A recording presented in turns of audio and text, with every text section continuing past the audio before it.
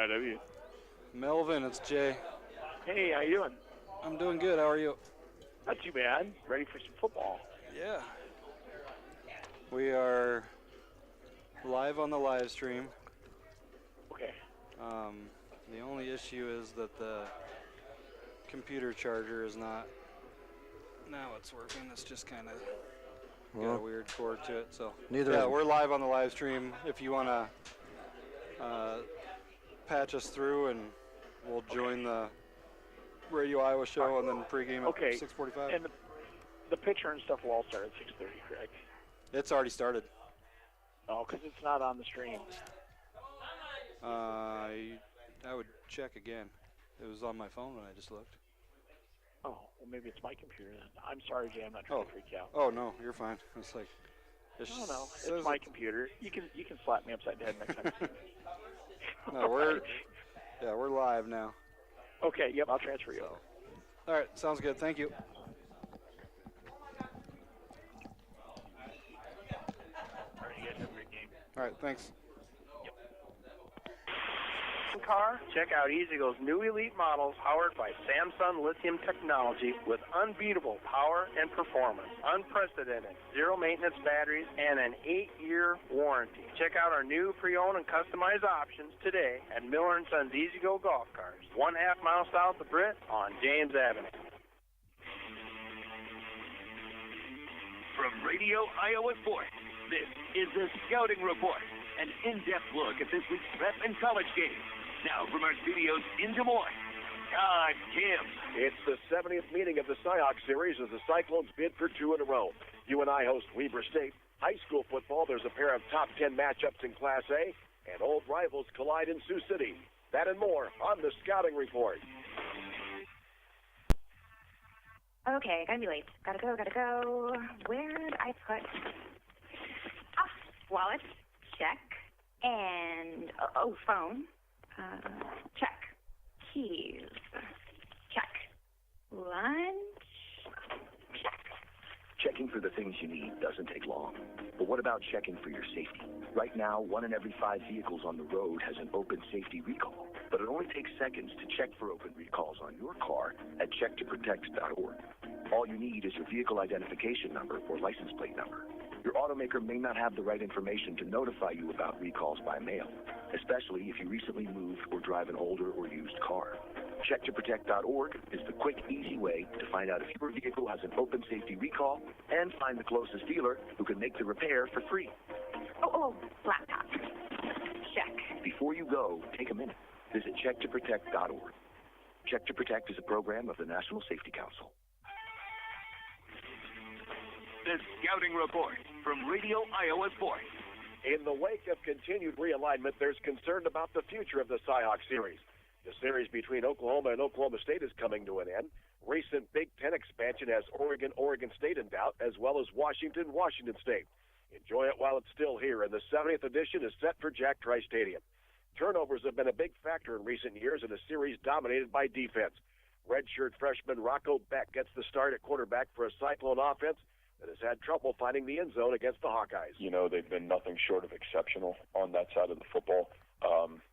I think in some ways a little bit like us. They kind of know who they are. They know where their help is, and they're going to play really hard, and they're going to be really physical. And so, I think that no matter Rocco or any of the other 10 players that are out on the football field, efficiency and fundamentally sound is going to be critical, and if not, you're going to get exposed. That's ISU coach Matt Campbell. Quarterback Cade McNamara has upgraded the Iowa offense, but the run game remained anemic against Utah State with 88 yards on the ground, and running it against the Cyclones will not be easy. The Hawkeyes have averaged just over 62 yards on the ground in the last 2 games against Iowa State. And can you hear me talking right now? Okay. So I can say this: the last 5 years, they really tackle well of all positions. And you can't say that about every football team. Like, there's some that you can't say that about at all. But they've done a really good job of that. So they have a great way of getting guys free to the ball, and then they don't miss tackles. Iowa coach Kirk Ferentz. Cyclone corner T.J. Tampa says they've watched McNamara's film from Michigan to get ready for this one. And no matter who's at quarterback, the keys against the Hawkeyes remain the same. Just, of course, stopping the run. Just getting our gaps, shooting the gaps fast, stopping the run, and then being prepared for the for them to take sides. The last 5 games in the series have been decided by an average of just over 5 points, and the Cyclones bid for their first home win against the Hawkeyes since 2011. Kickoff is 2:30. The game will be televised by Fox. After a subpar effort in a loss at Iowa State, UNI looks to bounce back in its home opener. It won't be easy. The Panthers host number 9 Weber State. So what you take from Weber is they come out of the Big Sky. They're the Big Sky. They're 2 or 3 years in a row playoff team out of the Big Sky. And the Big Sky is very similar to Missouri Valley. You're always going to have 4 great teams. You're going to have 4 for sure top 20 teams in your league, if not more. That's UNI coach Mark Farley. Drake's home opener is under the lights against defending NAIA champion Northwestern College. The Bulldogs are looking to bounce back after unraveling in the second half in a 55-7 loss at 15th-ranked North Dakota. Northwestern's top-ranked in the NAIA poll and opened the season with a 48-35 win over Concordia of Nebraska. We got to have a great day on offense. They put up a ton of numbers on offense this past weekend, and they've got a ton of weapons on that side of the ball. That's Drake coach Todd Stepsis. High school football's next. On the scouting report. This is Dawn Heatland, physical therapist at Hancock County Health System. Are you looking for a way to rehabilitate that nagging injury? Or maybe you need to reteach your body and mind to do the things you used to do with ease. Hancock County Health System physical, occupational, and speech therapy programs are here for you. For high school athletes to retirees, HCHS will guide you in minimizing your pain and maximizing your mobility. Hancock County Health System, your health, our care, a lasting partnership. The Scouting Report from Radio Iowa Sports. As the high school season reaches week 3, district play begins in Class A, and it features a pair of top 10 showdowns. One of those is in District 2. Zarin Egesdal reports. A district championship can only be lost in Class A District 2 when number 1 West Hancock travels to number 5 St. Ansgar tonight. We know this game is going to have massive implications for who wins Class A District 2. We just want to focus on us, continue to improve week to week. We know it's a tremendously important game in terms of the district. We're just kind of approaching it that we're trying to be a better football team this week than we were last week. Saints coach Drew Clevenger. West Hancock is putting its 26-game district winning streak on the line. A good run going here. Has some groups of kids coming through that mean something to them and have done the work to be successful, and and it's a good streak to have, and doesn't really help us for that next game. Eagles coach Mark Sanger. West Hancock's last district loss, September 21st, 2018. It'll be West Hancock's first real test of the season. It's going to be a Donnybrook. They're going to come out and try to punch us in the mouth, and we're going to try to do the same thing. And it's one of those deals. We're going to see how our kids respond, and that's the exciting thing is we don't really have an identity yet of what we are or what we're capable of doing, and we're going to have to find out in this game. Though West Hancock is on the forefront of everybody's mind, it's St. Ansgar that has traditional power as well. Remember, the Saints have made the playoffs 18 of the last 20 years. They've won a state championship and have had 6 semifinal appearances in the last 2 decades. Kickoff in St. Ansgar is set for 7 p.m. For Radio Iowa, I'm Zarin Egesdal. Also in Class A, it's second-ranked Linville-Sully visiting Pleasantville. Third-ranked Woodbury Central is on the road at Logan Magnolia. Fourth-ranked Madrid pays a visit to number 6 Mount Ayr. Ryan Wendt has a preview. Mount Ayr head coach Ryan Victor talks a little bit about his team and not worrying about the opponent, but worrying about ourselves. It's Raider football, and it's about being physical, and it's playing to the whistle, and that's really what we're doing. So we don't even talk about the numbers before the teams, and we really just talk about us and what we've got to do to make sure that when we get done Friday night that we come out on top. That's Mount Ayr head coach Ryan Victor. His Raiders scoring 40.5 points per ball game through 2 games. Brock Hinkle, head coach for the Tigers, who, by the way, are scoring 38 points per ball game, is looking forward to this mirror image matchup tonight. Well, we're excited to see go play them just because we kind of feel we're a little similar. We like to play physical, we like to run the ball, and it's going to be a fun matchup for us. But yeah, they're definitely a solid team that likes to run the ball and get after it up front, and looking forward to it. That's Madrid head coach Brock Hinkle. Reporting for the Scouting Report on Radio Iowa, Ryan Wendt, KWBG Boone. 1A tonight, it's top-ranked Grundy Center hosting Pella Christian, while number 2 MFL Marmac is at home against New Hampton. And there's a couple of rated matchups at 8-player tonight. Second-ranked Winfield Mountain Union plays host to 7th-ranked Waco, while 4th-ranked Lennox is on the road at number 9 Bedford. This season, Bex is recognizing student-athletes that are not just a star in athletics, but a player that shows heart in school, at work, through the community, and in the ag industry. Clarinda's Kaylee Smith has grown up on a fourth-generation farm. Working with livestock sparked a love for animals and a desire by Kaylee to study veterinary medicine. I've been able to read their next move almost, like just by their body language. I can tell where the cattle are going to move to. And then like just how they behave and studying them, just being out with them, I can tell if one's getting sick just by how it behaves normally and how it's behaving now. Rachel Ogden from Moulton Udell credits her involvement in FFA for helping her in volleyball, basketball, and softball. I have grown a lot as a leader. There's actually no seniors in any of the sports that I'm involved in just because we're such a small school. So I'm kind of looked at as the leader in all of my athletics. And being in FFA, it's helped me grow more confident in my leadership, especially. Breck Mills of Southeast Valley is a three-sport athlete and works as a youth basketball referee. It's given her a new appreciation for varsity officials. There would be parents, nagging out, you need to call something. And, I'm one of those players that kind of, what did I do wrong? I talk to the refs a little bit, and I understand, how hard it is to be a ref now. So I've kind of backed down my intensity on the court. Creed Monroe from Decorah calls farming a rewarding occupation, but says it can also be cruel, and points to this year's drought conditions in parts of the state. That kind of stuff can cause problems and make it more difficult. And then you never really know what you're going to be able to control. You got to try and control what you can control, but a lot of it's out of your hands. And, 10% is what happens, and the other 90% is kind of how you react to it. Beck's Players with Heart. We close out Week 3 next on the Scouting Report.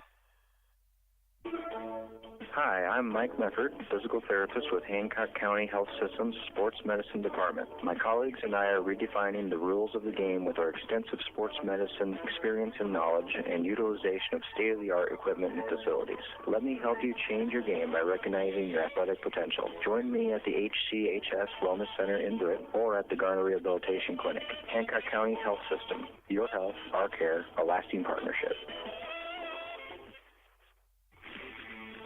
The Scouting Report from Radio Iowa Sports. Sioux City's biggest rivalry is renewed this evening as Bishop Heelan takes on Sioux City East. As Justin Barker reports, it's the 86th regular season meeting in the series. Crusaders have won 51 of the 85 previous games, but it's the Black Raiders who have dominated this series since 2019. Coach John LaFleur and the Crusaders have opened up with back-to-back wins, pushing them into the Radio Iowa poll at number 10. That was put out on Monday with a 22-19 win over Kemper and a 57-13 win over Council Bluffs Lincoln. Coach Mike Winkelpleck will take on his alma mater in Bishop Heelan as he guides the Black Raiders. They are 1-1 on the season. They opened with a loss to Glenwood, but bounced back last week with a win over rival Sergeant Bluff Luton. Sophomore quarterback Cal Jepson leads the Black Raiders. Senior quarterback Quinn Olson not only leads the Crusaders offensively, but defensively as well from his safety position, where last week he had a 100-plus yard interception return. It's the East High School Black Raiders and the Bishop Heelan Crusaders from Sioux City. For Radio Iowa Sports, I'm Justin Barker. 5A top-ranked Southeast Polk hosts number 3 Cedar Rapids Perry. It's second-ranked Dowling Catholic at home against number 10 Ankeny. It's been a tough week for scout teams at Webster City and North Polk as the 3A fourth-ranked Lynx host the 4A third-ranked Comets. Quinn Douglas has a preview. The last time the North Pole Comets played a football game in Hamilton County was on Halloween 2007, when the Comets lost a Class 1A playoff game to South Hamilton. Fast forward 15 years, and the Comets are now a class above Webster City, the flagship high school of Hamilton County, and take on the Lynx for the very first time on Friday night. Webster City head coach Bob Howard says the challenge against the Comets will be their high-flying passing attack. Because we don't have the skill kids to simulate passing games. It was hard enough against the option with Spencer, and it's been a real challenge to get ready for North Polk. So the challenge tonight for the kids is going to be, it's going to happen so much faster. North Polk head coach Tim DeBrink says the challenge for his squad has been trying to replicate Webster City's single-wing offense in practice. That is the challenge, because you're going to ask JV O-linemen to try to simulate an offense that they're not familiar with, and so we try to break it down into segments, and we try to make it as fast as possible. And at the end of the day, it's hard to simulate. For the scouting report from KQWC, this is Quinn Douglas. Also in Class 4A tonight, it's top-ranked North Scott visiting 3A, number 9 Davenport Assumption. Second-ranked Adel ADM is at home against 7th-ranked Lewis Central. Also tonight in 4A, it's 4th-ranked Cedar Rapids Xavier hosting number 6 Western Dubuque. 3A tonight, it's number 1 Williamsburg visiting Clear Creek Amana. Second-ranked Mount Vernon is at home against Benton, while third-ranked Harlan plays host to 4A, number 5 Glenwood. And in Class 2A tonight, it's top-ranked Van Meter visiting 3A, number 5 Humboldt. Second-ranked Central Lyon George Little Rock is at home against West Sioux. That's all for the scouting report. For Radio Iowa Sports, All right, it's now time for West Hancock football on KHAM B103 and streaming live at KOW.com. Now let's head to your pregame and live play-by-play with the voices of West Hancock football, Kevin Wilson and Jay Hiscox. Thank you, Mel, and welcome everyone to today's pregame show. Tonight's pregame show is being brought to you by Miller & Sons, Golf Cars in Britt. Miller & Sons is your easy-go headquarters for golf cars and utility vehicle sales, service, finance, leasing, as well as providing winterization and storage. They also sell Cushman haulers and Aluma trailers. That's Miller & Sons Golf Cars in Britt. Welcome again to the Miller & Sons pregame show. It's hard to believe it's week 3 already of the 2023 season, and it seems like we just started. Tonight we are in St. Ansgar for a key District 2 matchup. I am Kevin Wilson alongside the professor, Jay Hiscox. And Jay, you can hardly mention the Saint and the Eagles in the same sentence without the words district championship potential. Yep, and we heard it on that Radio Iowa pregame show that came on before us. They had a soundbite from Coach Clevenger and Coach Sanger that Zara Nagestall did back at the station, and this is a big one tonight. It's a de facto. It's hard, still you got this is their first district game, second district game, week 3. But really, these are the 2 top teams coming into the season as far as experience coming back, coaching staff continuity, and then just the program in general. The tradition, both these programs tend to reload every year, and St. Ansgar has reloaded. They've got a nice squad this year, a good mix of some new faces and some experience. Should be a formidable foe tonight for your number 1 West Hancock Eagles up here against the number 5, I think, in that's correct. Radio Iowa poll this year, St. Ansgar. So heck of a test, and we'll see what we're made of here this week. It's a beautiful night for football here. The field runs east and west, and the east is on your left side of your screen, and the west is on the right, obviously, as we're looking south. And shadows are getting long on the scoreboard already. Here, field is in pretty decent shape. As always, we could use some rain, but everything looks good here. We're going to take a quick break, and then we come back. We'll talk about the St. Ansgar Saints. This is West Hancock football on B103. Miller & Sons Easy Go Golf Cars in Britt, Iowa. Looking for a get-up-and-go have-fun car? Check out Easy Go's new elite models powered by Samsung lithium technology with unbeatable power and performance, unprecedented zero-maintenance batteries, and an 8-year warranty. Check out our new pre-owned and customized options today at Miller & Sons Easy Go Golf Cars, 1/2 mile south of Britt on James Avenue. If you've been to a wedding in the Midwest in the last 2 decades, chances are good it's been Mojo Productions rocking the reception. And if it's a party you want, Mojo Productions can deliver. Street dances, private parties, even karaoke. Mojo Productions has you covered. So give us a call at 515-408-1074 and get Mojo working for you. Scent Seed and Services in Britt, your local Pioneer team. Pioneer brand soybean varieties are raising the bar on yields and pushing those yields even higher with local knowledge, services, and support. So make the most of every acre with Pioneer brand soybeans and premium seed treatments like Elevo. Scent Seed and Services in Britt and Pioneer, with you from the word go.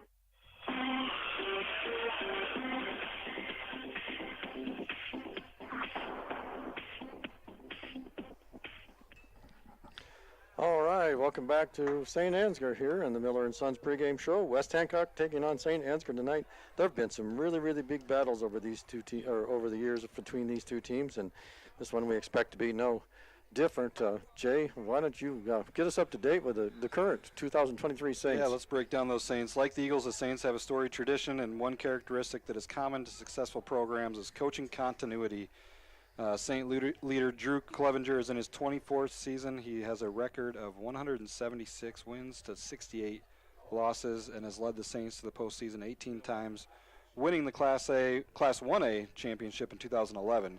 They come into tonight 2-0 overall, 1-0 in the district with a season-opening 1-point non-district win over a good Osage team and a lopsided win last week against North Union.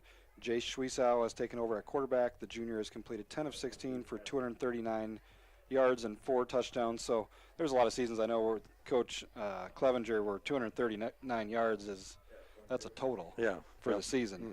So they've got a pretty good passing game, and we'll talk about one of those weapons he throws it to here in a second. The quarterback's also rushed for 40 yards and a touchdown. Connor King returns for his senior year. He's a pretty special player, and he's the Saints' leading rusher with 102 yards and a touchdown. Seniors Reagan Witt and Christian Michaels round out the Saints' backfield with a combined 135 yards, and they each have a TD to their name. The Saints' defense is anchored in their linebackers with sophomore Corbin Michaels joining Reagan Witt and Christian Michaels as the leading tacklers. Connor King also has 3 sacks in the first 2 games, and the team total is 6 sacks in the game. So Connor King, Schwiesow, 2 weapons, and Hunter Hillman, a big 6'6" tight end, good target, and then a defensive end, I believe. He'll be something that the Eagles are going to need to know where he lines up, and we'll see how we handle him in the passing game as well. So that's your breakdown of the Saints, Kevin. All right, thank you, sir. We're going to take another quick break. When we come back, we'll talk about the West Hancock Eagles. This is West Hancock football on B103. Miller & Sons Easy Go Golf Cars in Britt, Iowa. Looking for a get-up-and-go have-fun car? Check out Easy Go's new elite models powered by Samsung lithium technology with unbeatable power and performance, unprecedented zero-maintenance batteries, and an 8-year warranty. Check out our new pre-owned and customized options today at Miller & Sons Easy Go Golf Cars, 1/2 mile south of Britt on James Avenue. Britt Food Center. Experience all the benefits of a family-owned local grocery store like prime quality meats, fresh produce, deli and bakery items. Download the Bright Isle mobile app for digital coupons, recipes, email offers, and smart zone alerts to save even more. Or visit us online at BrittFoodCenter.com. Power up your toolbox. Make lawn care, painting, and outdoor building projects quick and easy, or transform your backyard into a chilling, grilling space. Swenson's Hardware in Britt is ready to help you do it best. Shop in store or online 24/7 at swensons.doitbest.com. Free fast delivery to our store. Swenson's Do It Best Hardware in Britt, serving Eagle fans for over 40 years.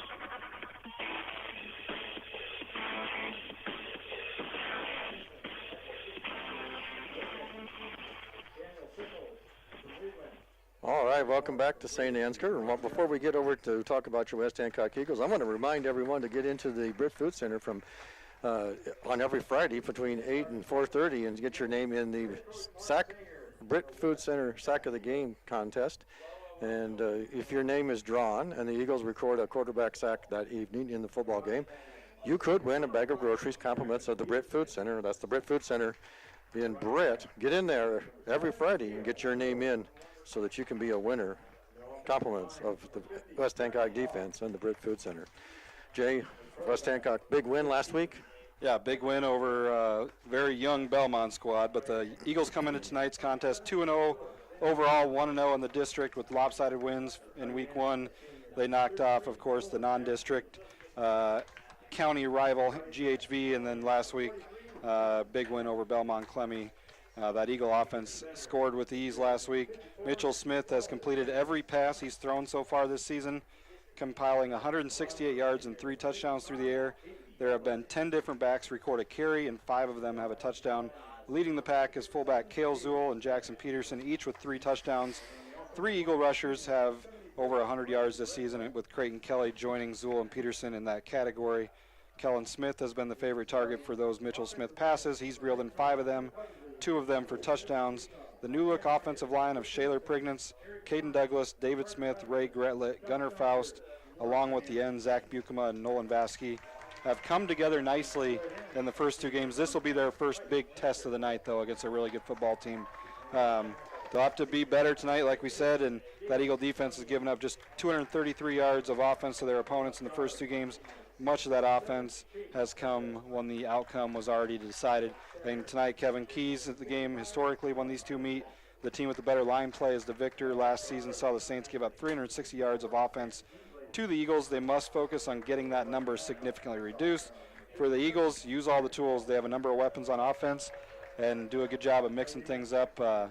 I know Coach Clevenger, in one of the interviews I heard, he talked about for them to have a chance to win, they need to win the special teams game category, and then they also need to win the turnover margin. I think one thing going into this game, Kevin, is, Mitchell arguably our biggest weapon offensively, size, skill, speed, all that good stuff, and he really hasn't had to run the ball a lot in those first 2 weeks.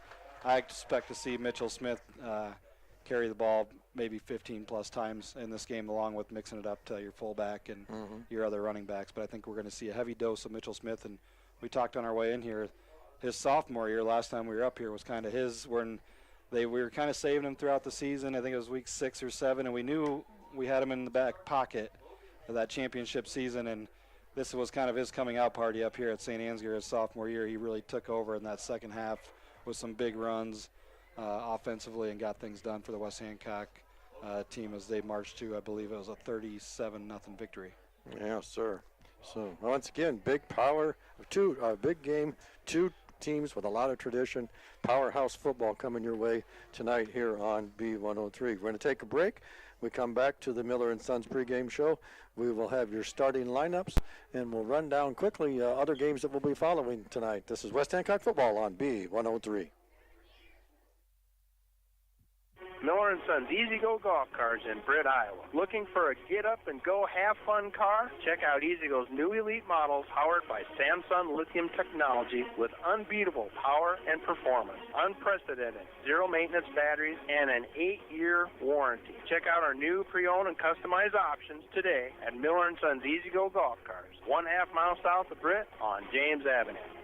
Count on First State Bank of Britt and Woden to put your community first. We partner with your club, we cheer with you at the game, we make decisions right at home to help keep you financially strong. And with advanced online and mobile options, banking has never been easier. Good luck, Eagles, from First State Bank of Britt and Woden, member FDIC, equal housing lender.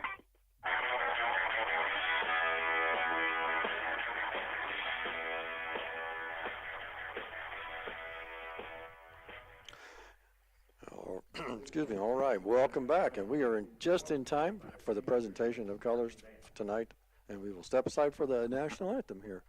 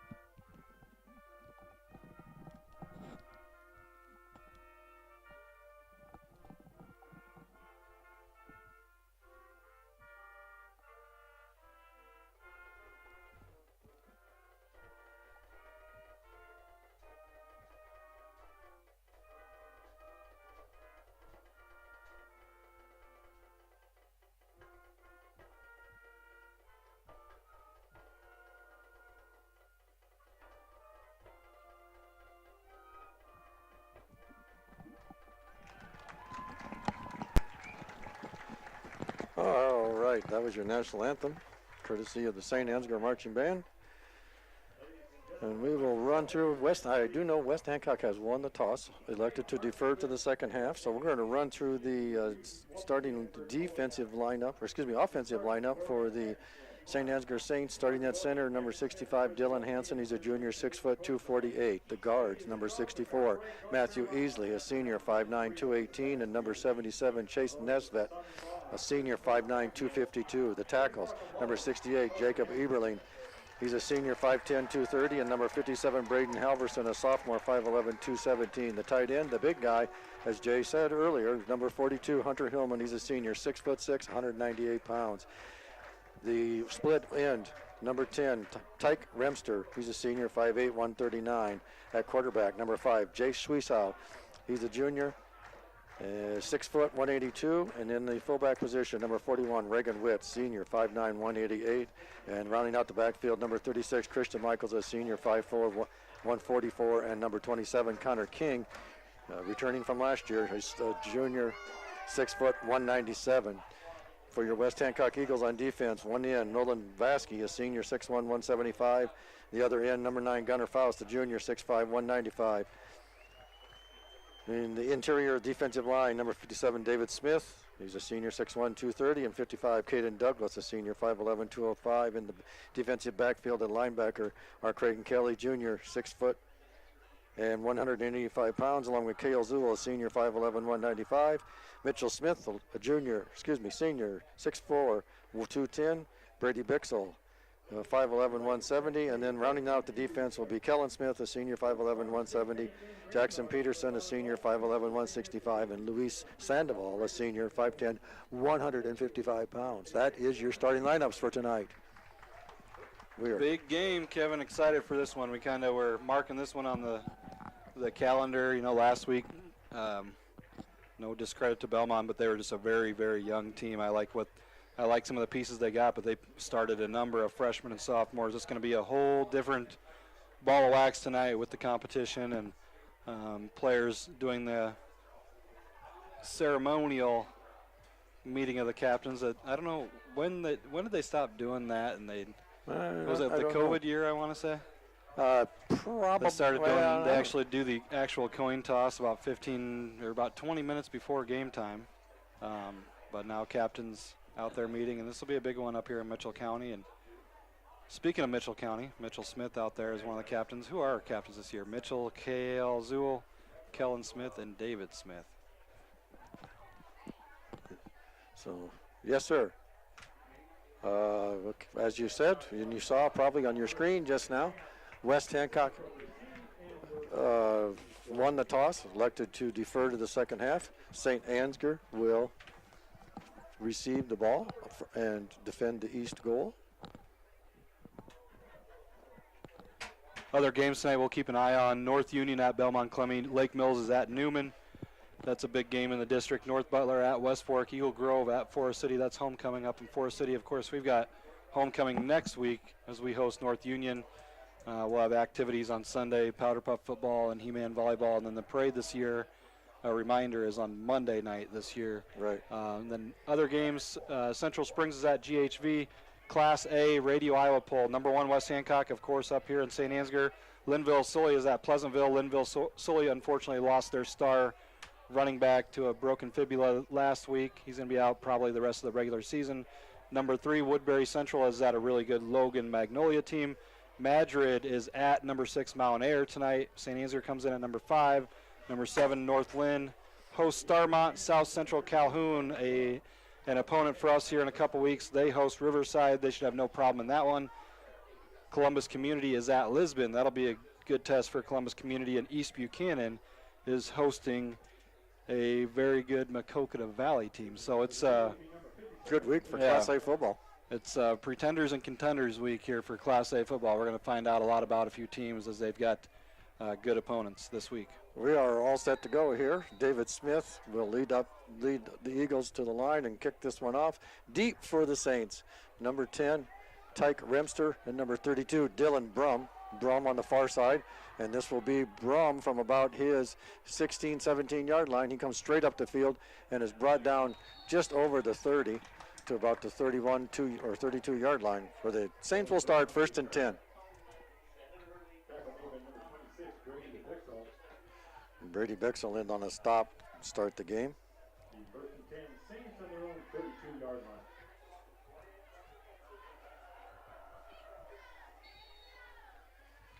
They break the huddle. They split the big guy out wide right. Now they put 2 out to the right. Single man in the backfield. Squeeze out under center. The give is straight up the middle. A yard or 2 up to about the 35. Actually going to give him close to 3. That was Michaels on the carry. Gain of about 3, 4 yards. Yeah, it was one thing we were talking about this week is how they were going to line up Hillman, that big receiver, 6'6" frame. Pretty good athlete. I know he's a good basketball player in that time, and it looks like this time, too, they're going to be in the same formation, keeping just one in the backfield and splitting two. 2 by 2. Squeeze out, hands it off once again, and he is stuffed right away. And we got a yard, maybe, well, they're going to give him a gain of about 2.5. So to bring up 3rd down and about 4. That was Witt on the carry. Another gain of 3. Good job that time by Ray. I believe it was Ray Gretlet. From his defensive end position, Shaler Prignance over here. And early on in this one, we heard the interview with Coach Clevenger. He's got a lot of respect for David Smith as a defensive lineman. Both those runs running away from David Smith. So here's a snap. Pass is complete out there. First down the far sidelines. Complete to number 30.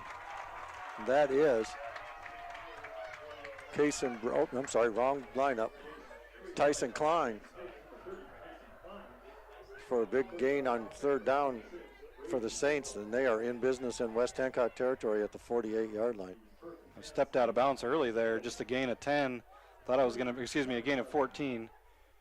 Thought it was going to be a bigger gain than that. And it'll be fullback Witt, and he is.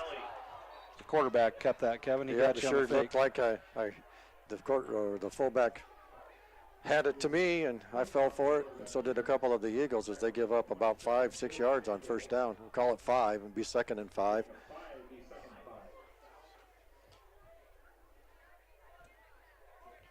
Going back to that pass play, good job timing there by quarterback Schwiesau, and good protection there by the offensive line on that play action pass to Klein. I believe that was his first catch of the year, Kevin. Single receiver now to the left, and Wishbone, and it'll be the tailback, 27. That's Connor King, and he'll have 1st down yardage for the Saints. King was a playmaker for him last year. Finally a senior, and one of those guys when he gets to his senior year, he's those guys you talk about and you think, how long have they been here type of thing.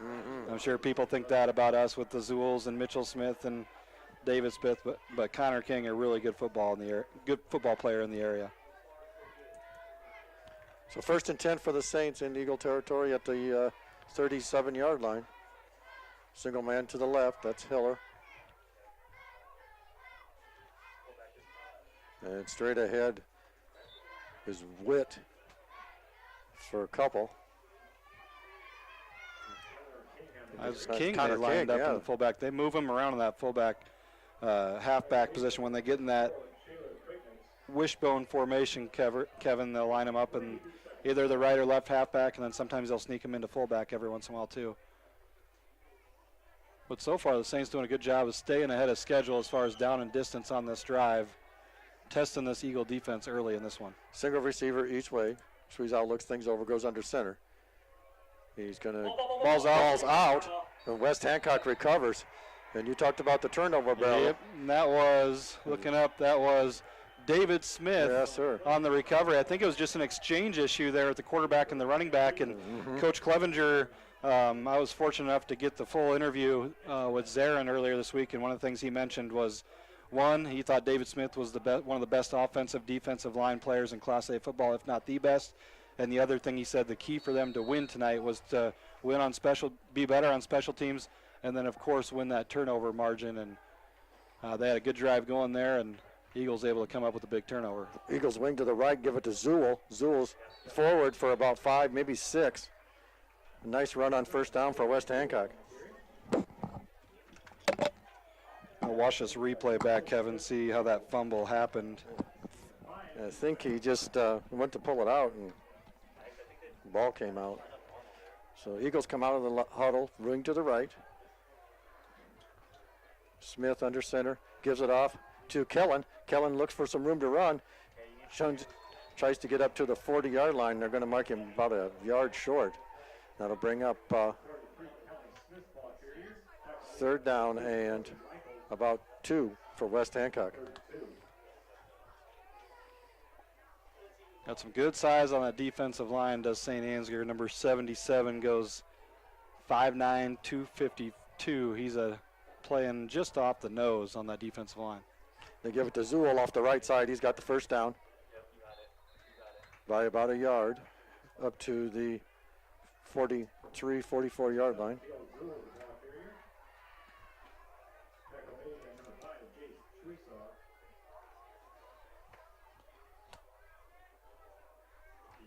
Eagles on the move here. 1st and 10. They break the huddle. 2 receivers to the left. That's Sandoval and Smith. Shotgun formation. Mitchell going to carry it. Jay, you said it. And Mitchell's going to get stuffed behind the line of scrimmage by about a yard and a half. Yeah, and you got to believe that Coach Clevenger, they look at the stats and know that Mitchell doesn't have a bunch of carries, but they know that he's going to, for West Hancock, he's going to carry the ball quite a few times tonight. And that time Hillman did a good job from his defensive end position on that little read option. I don't know if Mitch was, I don't know if he was necessarily reading the line of scrimmage there. It was a keeper all the way, but good job by that Saint defensive line. Wing to the left now, and it'll be Jackson Peterson. He's got a hole. He gets hit hard, but right at the line of scrimmage and dropped, and they'll bring up 3rd and 10. Carson Sparrow with the big hit from his safety position. Eagles going to face a big 3rd and long here, 3rd and 9, after the loss of a couple by Mitchell Smith and then just a short gain by JP. So 3rd down and 9. 6:39 to play, first period.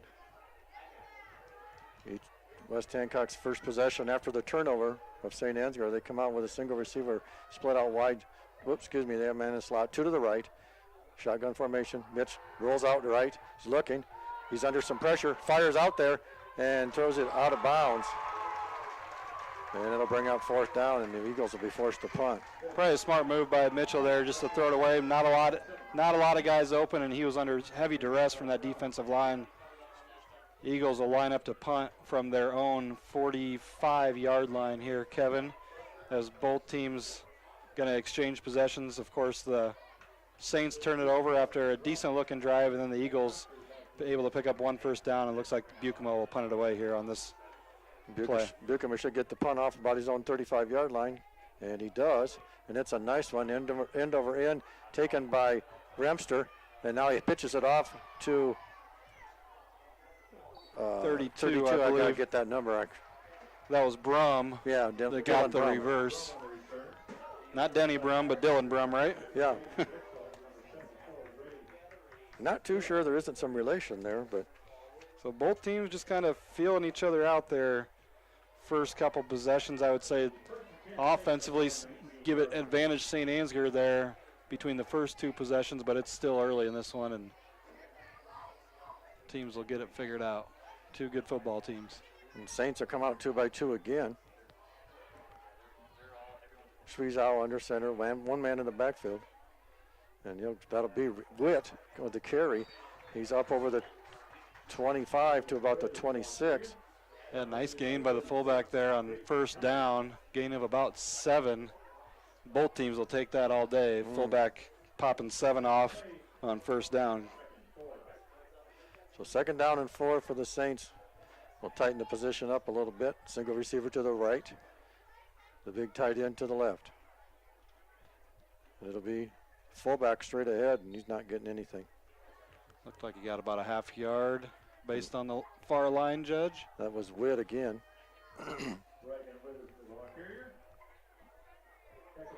Would not be surprised here, depending on what they do formationally, if they put sneak King in there as the fullback on 3rd and 2, as he's probably your best ball carrier offensively.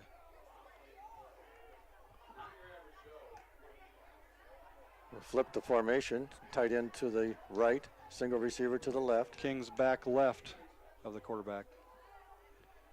And you called it. He's going to have it.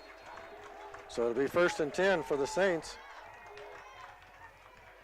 Needed a yard, got 5, and the Saints will move the sticks courtesy of Connor King. Good football player, Kevin. Yes, sir. King goes 6 foot 197. Saints come out now, single receiver each way. Wishbone. Back to pass is Schwiezow. He's got the big man out there. Actually, it's intercepted by Kellen Smith at the 40. He's down the sideline, across midfield, and banged down at the 32-yard line. line. Good job by Kellen Smith. Poorly thrown ball by the quarterback Schwiesau there. Kind of didn't get his feet underneath him. I think that was intended for Brum. Yeah, it was intended for Brum, and Kellen Smith in coverage, able to turn his head and find the football, make a play on it. Eagles come up with their second turnover in as many defensive possessions. This time they got to cash in, though, with a score on this offensive possession. So we'll start 1st and 10 from the Saints 32, and it'll be Zool straight ahead. And he's going to get a couple up to the 30. It'll be 2nd and 8. I heard the other broadcast crew joking when they were looking at their program. They said, well, you know, if you're not sure who's got the ball or who made the play, just say Smith, and you're probably right. First two defensive possessions, a Smith and a Smith come up with turnovers. That's David and Kellen with the fumble recovery and an interception. Eagles wing to the right, give it to Zool. Zool off the right side, nice gain. They're real close to the sticks there. We'll see if we have a measurement or if he's just short. I believe he might be just short just based on the body language of the official. They're going to stop the clock with just under 4 to go. Our first measurement of the year. Kevin, what do you got? We got a terrible angle. We got to have a terrible angle. I'm Flip a coin? I think he's got it, honestly. All right. With your eagle eyes.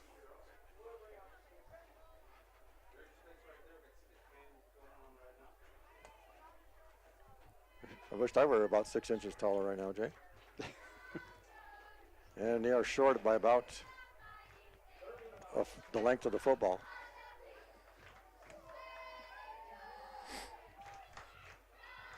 Four down territory. Unless we got that foreign exchange kicker that moved in, I'm going to say it's 4 down territory, Kevin. Although I have seen Brody Balzer kicking some in warm-ups from that range. So it'll be 3rd down and the length of the football for West Hancock in St. Ansgar territory at about the 21-yard line. Like I say, just about 4 minutes to go here in the first period. No score so far. West Hancock's just on their second possession. Each team has had the ball twice now. The Eagles will break the huddle, come out with a full house backfield. And we'll be backing up 5 yards as we get a false start on West Hancock. That's a tough one there when you're 4th and short. Now you move to third and short. Now you're third and 6, and you're behind the chains. The Eagles facing a little bit of adversity early in this one, especially offensively. Haven't seen much in those first 2 weeks versus GHV and Belmont, but. So they come out now with a wing to the right. Going to need a long 3 after that gain of 2 by Zool. Carries, and it'll be 4th down. 3.5 minutes to go here. Interesting to see what they decide to go with here, if they decide to go out of the traditional wing tee, or if they line up in the gun and just run some quarterback power with that big quarterback Mitchell Smith. Going to need almost 4 yards for the 1st down. And Mitchell's going to go up under center, it looks like. Wing to the right. Mitch going to roll out to his right. He's got a man. Ball falls incomplete. Is intended for Jackson Peterson. So the Saints will take over on downs. And this one turned into a defensive battle between these two teams. Yeah, Saints showing some resiliency after turning the ball over twice in as many possessions there, and able to get stops defensively to get the ball back to their offense. Saints will take over at their own 25-yard line. So they come out with a single receiver. Squeeze out under center, and he's going to give it to Reagan Witt. Still moving the pile there. Looked like a rugby scrum. Everybody, they're tackling everybody. Yeah, quarterback took a big hit there as he was carrying out his fake, but that's what you got to do, especially against this team. They do a really good job of carrying out their fakes, that quarterback and the fullback, and a lot of times you kind of forget about that quarterback because you see him running around the end without the ball, and then one time he keeps it, and you're in trouble.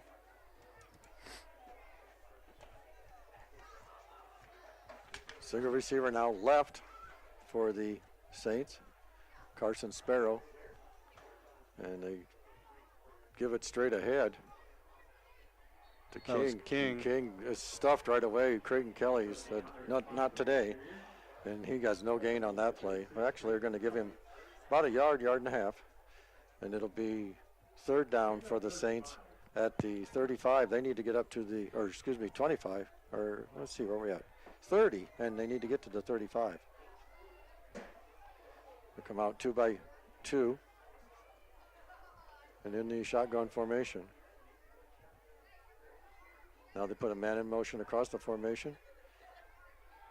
Screen. Screen. Oh, I did not see that. And Dylan Brom has lots of room to run and takes it into West Hancock territory down to the 40. Eagles wanted to hold, call in their sideline, but nice play design. They bring it back in motion across the formation, and then Brum, who was lined up as the split end here on the near side, runs a little middle screen. Schwiesau does a good job of drawing the Eagle defenders, the defensive line, throws it behind them, and they pick up a big gain of 28 on 3rd and 5. So 2 by 2. Schwiesau moves under center now and gives it off to Reagan Witt. Keeps it, pulls it back out, keeps it, takes it over the 40-yard line down to about the 39. And St. Ansgar seemingly picking up 2-3 yards every play. We spoke about it in the pregame. 260-some yards for Schwiesau through the first 2 games, and a lot of times for Coach Clevenger, that's a season total in the passing game. This year, they've got some weapons, and they're not afraid to put the ball in the air. That was just a really good play design and execution there by the Saints to pick up that big first down. So wishbone, tight formation. And it'll be the second man through, and he's through the line of scrimmage quickly. And he's got first down yardage down to the 29, and that was number 26. 36, that was Christian Michaels. Okay. Yep, it was 36. The diminutive back goes 5'4", 144 pounds, like a little jitterbug back there, and he hits the hole quickly and able to pick up 10 on second down and move the chains. So 1st and 10 from the 39 or 29, for the Saints as they're knocking on the door, or knocking on the red zone again. Long snap count, and it's going to be Witt straight ahead and little or no gain. Dropped at about the 28. So it'll be a gain of 1. That'll bring up 2nd and 9. We're going to roll here to into this first quarter with the no score, and the ball going to be on the 28-yard line, Jay. Yeah, we'll get you those winners here in a second for the yard line contest when we come back. All right, this is West Hancock football here on B103. Score the best Wi-Fi experience with fast fiber from ComOne. Get up to 1 gigabyte plus local support 24/7 so you can keep streaming your Eagles and Cardinals too. ComOne, the local one, serving Hancock, Wright, and Humboldt County neighborhoods with the most reliable internet, telephone, and digital HD TV. Click ComOneNet.net today.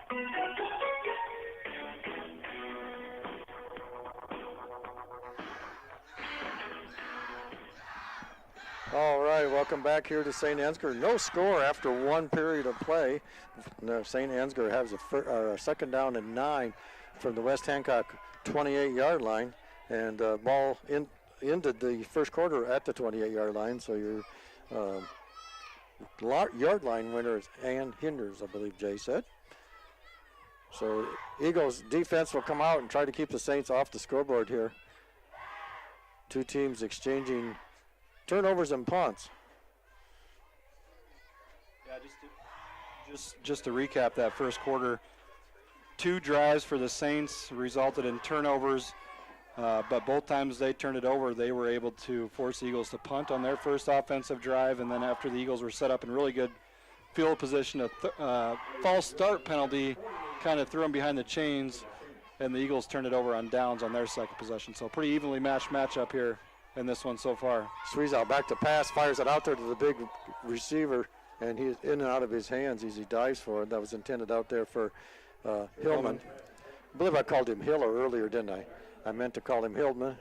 There used to be a wide receiver for the Hawks that was a Hiller, Jacob Hiller, but Hunter Hillman, Kevin, senior tight end, defensive end, 6'6", 200 pounds.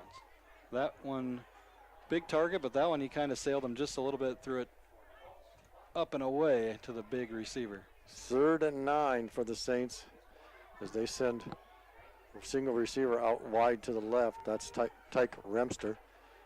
And now they put King in motion, and it's, I believe, Reagan Witt with the carry straight ahead, and he'll have a short gain, and they'll bring out 4th down and about 5 for the Saints.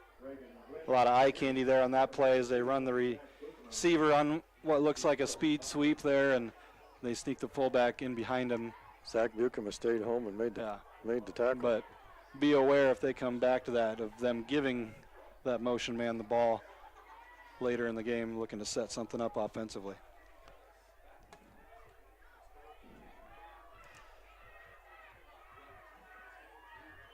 So now a tight formation, single receiver left, and they're going to back to passes. Sweezow, he's under some pressure. He fires one out there, and they're going to be pass interference on West Hancock. Looking to throw it up to the big receiver. That was number 12, Joe Clevenger. He goes 6'2", 194. Looked like we were in phase coverage-wise, doing a good job running step for step with him. And in high school, you can face guard. You don't have to turn your head like in the NFL if you face guard like that, and it's an automatic PI. We'll see. Yep, they are going to call pass interference, so the referee, back judge, must have thought the defender got there early, or the defender had some contact early with the receiver. St. Ansgar with the first big break of the game, as they'll have a, will it be 1st and goal, Kevin? No, it will not. You're a whole lot closer than I am, Jay. I can't say. 11-yard line. Yeah, we're up here bundled up with the coaching staff up here, and we got a rough angle. Wishbone formation, single receiver to the left, and it's going to be flag here. I believe we're going to back them up 5. So someone left a little bit early in the red uniform. Back-to-back penalties. The penalties number 2 and 3 of the night. First 2 penalties of the game really, really impactful, Kevin. Yes, sir. Against, unfortunately, West Hancock. 1st and 15 for the Saints. Sweezow goes under center. He's got a single receiver. That's Remster, and he's going to keep it himself. Nope, it did give it off to Witt. I fall for that fake when I shouldn't, and this time he handed it off, and Witt goes nowhere. Gains a yard. And that'll bring up 2nd down, or 2nd down, excuse me. Forgot about the penalty in there. 7th carry of the night there for Witt. St. Ansgar's 2nd and 14 from the Eagle 15-yard line. 10:40 to go. No score here in the first half. Single receiver each way. Wishbone formation in the backfield. Back to pass is Sweezow. And Sweezow's got a man wide open in the end zone, and he can't catch it. Actually, he did catch it, but he was out of bounds. Yeah, came down with it, but he just kind of let him out of bounds. And Hillman went up and made a nice play on the ball, but not able to get a toe tap down. But you could see what they were doing there. They were just taking advantage of Hillman's size. One of those, you know, you remember the Antonio Gates, the basketball players playing football. A lot of times they play tight end, and I know Hillman, a really good basketball player and rebounder. He's got a skill for going up and finding the football and winning one-on-one battles and using that size. Wouldn't be surprised to see them try that again here before this series is over. So it's 3rd and 14 now. Single receiver each way. Wishbone formation. Sweezow back to pass once again. Fires it out there and in and out of the hands of Remster and almost into the hands of Kellen Smith. Had he done that, Kellen would have been gone the other way. So that'll bring up 4th down. See what the Saints do. 4th and 14 from the Eagle 15. Running a bunch of new guys on here. One of those people has a tee in their hand. I believe they're going to try a field goal. We have a timeout, Saints. So we'll take that with them. No score here. 10:25 to play before the halftime break. This is West Hancock football on B103. Pritchard Auto Company of Britt is a proud supporter of West Hancock athletics, music, arts, and education, as well as many activities and organizations in the Britt and Talent community. You support us so we can support them. Check us out on Pritchards.com. Give us a call or stop in and let us earn your business. That's Pritchards.com. Go Eagles. Hi, I'm Dave Droslik, president of Stellar Industries. The employee owners of Stellar Industries reflect the values of small-town living, honesty, integrity, kindness, and caring. With locations in Garner, Kanawha, and Mason City, Stellar is a proud supporter of high school athletes from across the North Iowa area. Log on to StellarIndustries.com to learn more about Stellar and how you can become part of our family.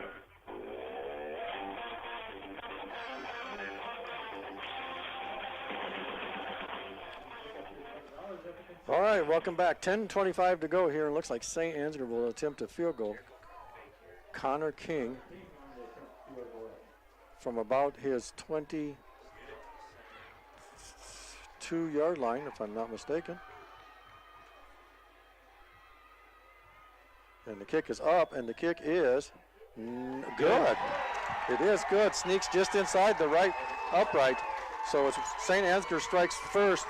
They lead 3-0 with 10:21 to go here before the halftime break. This is West Hancock football on B103. 30. Go Eagles from the Britt Chamber of Commerce and our members including Scott Johnson Drainage, Charleston Auto Parts, Westview Care Center, Allies for Substance Abuse Prevention, and Big Brad's Barbecue. We appreciate your support. See the Britt Chamber of Commerce Facebook page for info and events. Forge and Build is Britt's one-stop shop for contractors and do-it-yourselfers. Not sure what you're looking for? Let their trained professionals help you determine what lumber, tools, or hardware you'll need to get any job done. Stop by and see them at 1st Avenue Northeast in Britt, or visit them at forgeandbuild.com. We want to see your smile. Garner Dental Group provides orthodontic treatment for all ages. A platinum level Invisalign office is right here in North Iowa. Dr. Amy and Dr. Bree would love to show you what orthodontics can do for you or your child. Garner Dental Group, we provide everything your smile needs to shine. Visit us today at garnerdental.com to find out more.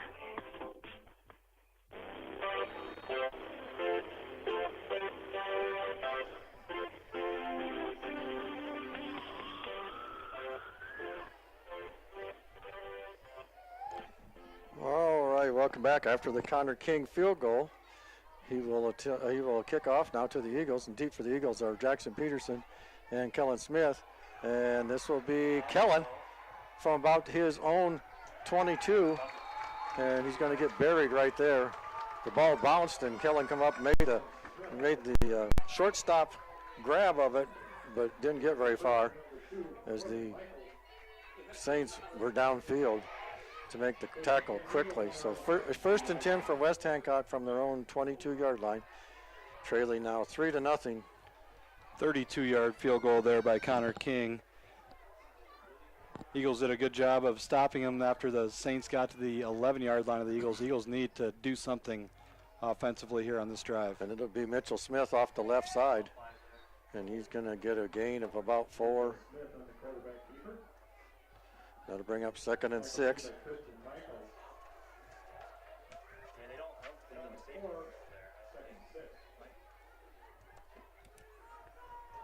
Eagles break the huddle by two receivers right. Mitchell in the shotgun formation. Flank to the right. And it'll be Mitchell again. This time he puts it on his shoulders and gets up to the 30-yard line. Nice gain, and that'll bring up 3rd down and about 2, maybe a little long 2. Excuse me. Just some single wing quarterback dive there, the first 2 plays, not really messing around. Offensive line got to win their battle, and Mitchell's going to find a crease in the defense and try to move the ball forward with those first 2 plays. Eagles going to face a 3rd and 2 from their own 30-yard line. See if they stick with Smith here as they have exclusively on this 3rd drive of the game. They split Kellen and Buckham out, and now they put Kellen in motion. Nothing there. Good job. I believe it was Smith again on the carry. Yeah, I believe it was 77 that made the pile. That's Chase Nesbitt, 5'9", 252. Good size, but he's a little bit shorter there, so he's going to a lot of times win that leverage battle, Kevin, and that time he did. Eagles going to line up to punt as Buckham lines up deep. Mitchell Smith is the long snapper. Snap is good, kick is away, and it's a nice one. It takes Remster back, and he does not field it. It goes out of bounds about the 33-yard line.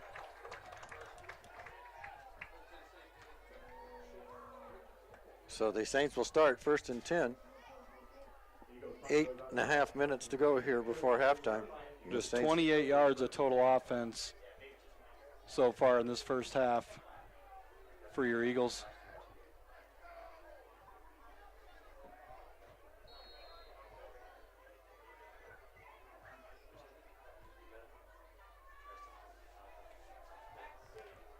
Single receiver left.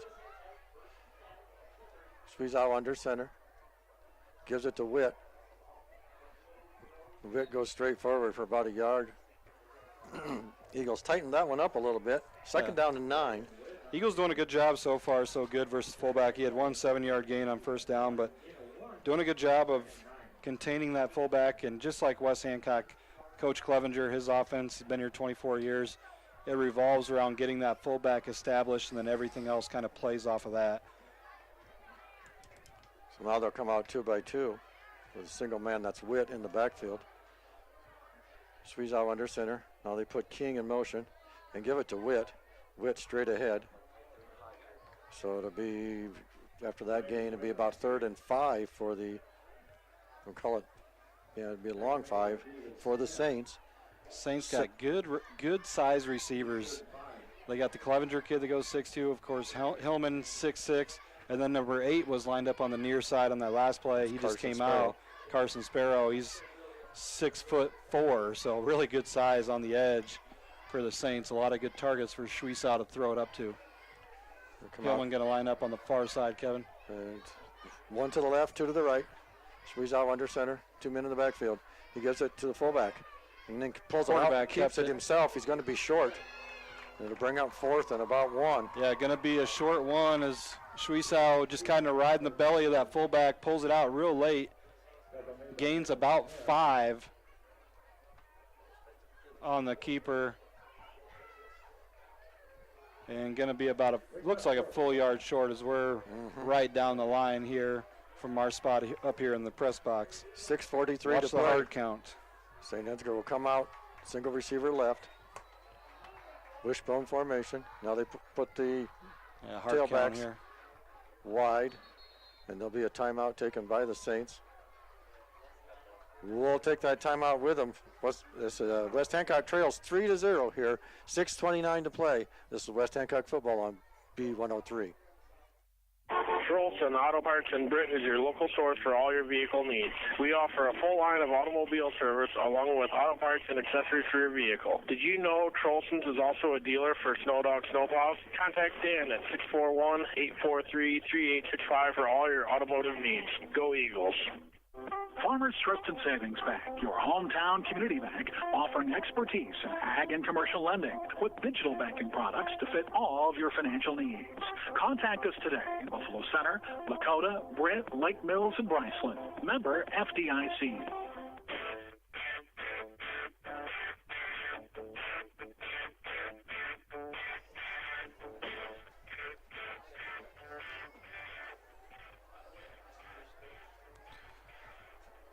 All right, welcome back here, and St. Ansgar facing 4th and 1 from their own 42-yard line. I think they're going to line up to go for it. Witt's going to be lined up in the at the fullback position all by himself behind quarterback Schwiesau. So 2 by 2, and they're going to give it to Witt. No quarterback kept it. He does, and he has a first down in West Hancock territory at the 48. Needed a long 1, got 8. And St. Ansgar extends the drive on 4th and short. Coach Clevenger elected to try to draw him off sides earlier, burned a timeout, thought about it, talked with his coaching staff, and elected to roll the dice and go for it, and it pays off on that 4th down quarterback keeper. So Schwiesau under center. Wishbone again, back to passes. Schwiesau, he's hit as he throws, and he throws a lame duck out there. Picked off. Nope, not picked off. I thought JP had gotten to it, but he did not. So that Schwiesau was kind of run into, got one of his linemen blocked back into him, if I'm not mistaken. Yeah, that's one JP's going to want to have back there, is that ball was looking like it was going to be intercepted, unable to come up with it over there on that Eagles sideline. 2nd and 10 here for the Saints. Vasky in at the right defensive end position for Ray Gretlet on this play. Second back. That was Michaels, the 5'4" running back, second man through on the carry, picks up 3. Going to be 3rd and 7, Kevin, as we roll under 5:45 to go in this fast-moving first half. So 3rd down and 8 for the Saints. Eagle defense can try to get a stop here and get the ball back. The Saints have done a good job of keeping the ball out of that offense of the Eagles. 2 by 2. And Sweezow hands it off to Witt. Witt straight ahead. That was a we're going for it on 4th down play call, Kevin. Try to get half the distance there, give it to the fullback, pick up 3. Going to bring up a 4th and long, 3 or 4 yard lines. Coach Clevenger knew he was going for it all the way on 4th down there with that play call. 10th carry of the night there for Schweisau, 25 yards on 10 carries for the Saint fullback. What do you think, Kevin? They put the ball in the air or keep it in the quarterback's hands? I think if they keep it in anybody's hands, it's going to be number 27. Yeah, single receiver each way. Sweezow, he drops straight back, looks to his right, fires it out there to Hillman, and Hillman completes it or catches it and takes it down to the 35-yard line. 1st and 10 for the Saints. Yeah, gain of 7 there, needed 5, and caught the ball. Looked like short of the sticks, but able to use that big frame, bounce off a couple tackles, fall forward, and pick up another 1st down. 2nd, 4th down conversion of this drive for St. Ansgar. So 2 receivers each way. Sweezow looks things over. Single man in the backfield, that's King. Now they put man in motion and they give it to the fullback, Witt. He's straight forward. See what he gets here, where they mark it. Looks like it's going to be a gain of about 4. And to bring up 2nd and 6.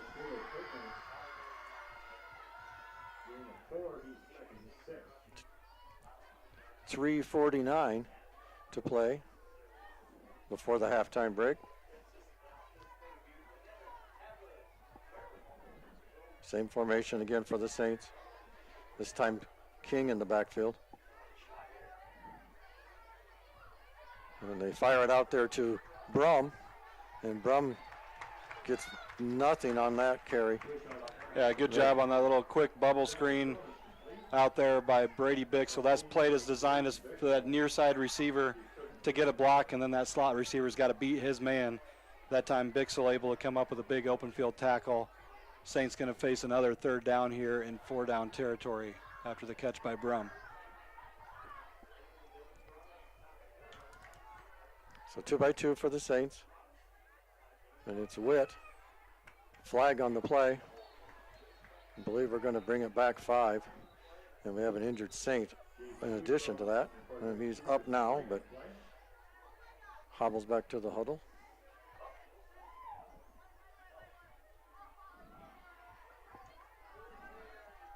Officials discussing a lot of stuff here. 3rd and 3 was the down and distance there. Flag came in at the line of scrimmage. Going to have a face mask against the Eagles. So that short gain will turn into a long one here. That'll be a 1st down for the Saints. As the referees move east.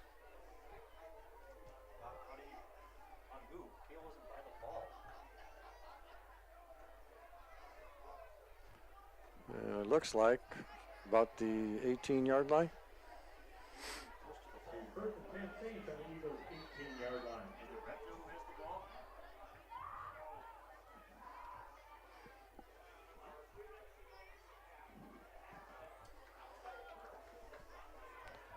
The Saints will break the huddle. 2 receivers left, 1 to the right. Sweezow back to pass. Looks out to his left and fires to the end zone. And out of bounds. Out of bounds. Some delay here because I could not see the play. That was, I believe, Brum as the intended receiver. Decent ball there by Schweisau. One of those balls where it's only going to be incomplete or your guy come down with it. Brum not able to get his feet in bounds and come up with the ball. 2nd down. So Two receivers left. High formation in the backfield, and it's going to be the tailback. And it'll be a touchdown, I believe, into the end zone for the Saints.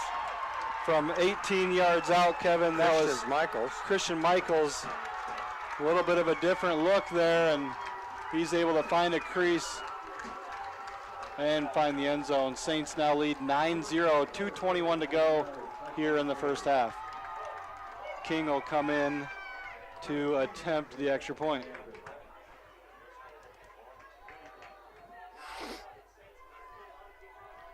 So King on to attempt the point after.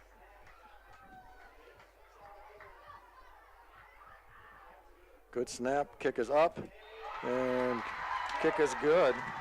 So St. Ansgar leads West Hancock with 2:21 to go before the halftime break, 10-0. This is West Hancock football on B103. Miller & Sons Easy Go Golf Cars in Britt, Iowa. Looking for a get-up-and-go have-fun car? Check out Easy Go's new elite models powered by Samsung lithium technology with unbeatable power and performance, unprecedented zero-maintenance batteries, and an 8-year warranty. Check out our new pre-owned and customized options today at Miller & Sons Easy Go Golf Cars, 1/2 mile south of Britt on James Avenue. Baucom & Grain Equipment has been in the grain handling business in Britt for over 55 years. Call Paul at 843-3734 today for more information on grain bins and shivers drying equipment. Baucom & Grain Equipment in Britt, the grain drying specialist.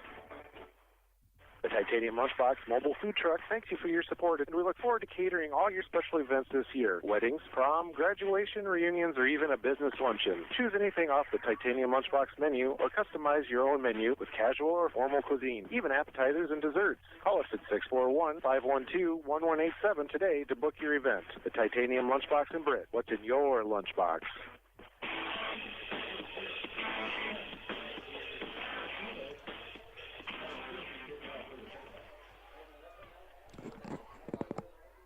All right, welcome back to St. Ansgar, where the Eagles find themselves in a bit of a hole here, down 10-0 to the Saints. 2:21 to play in the half.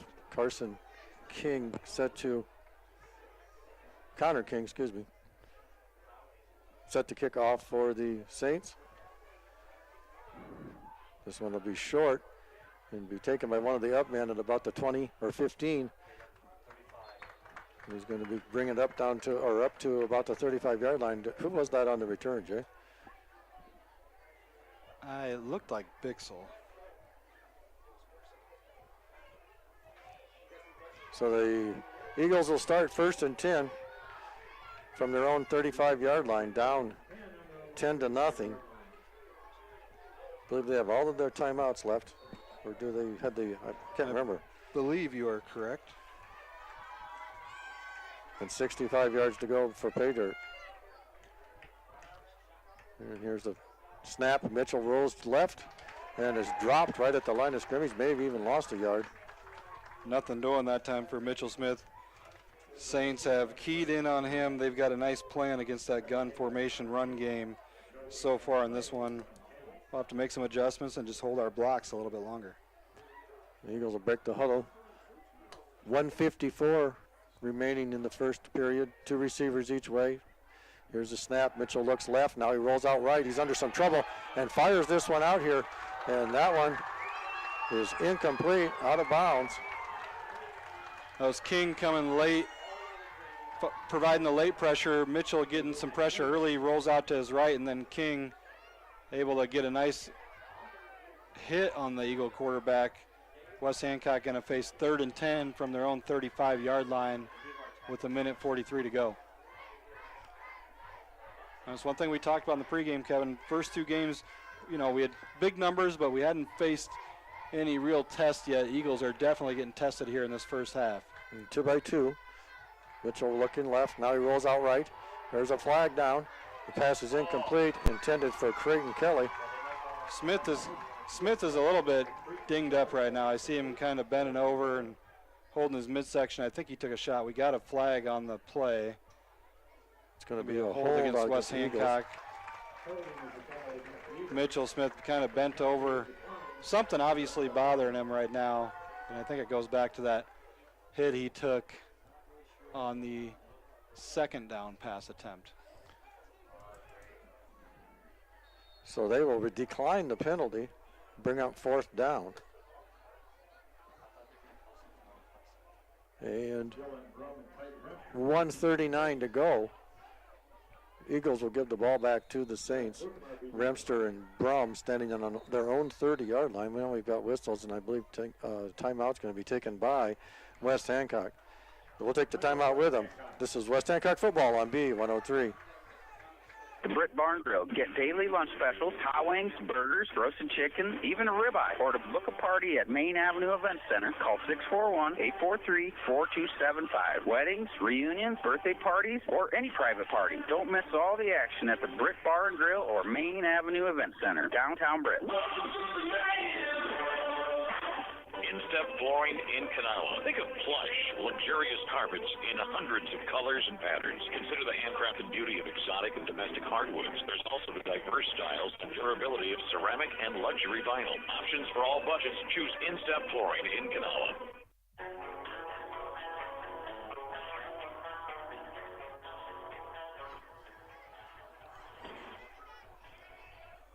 All right, welcome back. 1:39 to play here in the first half.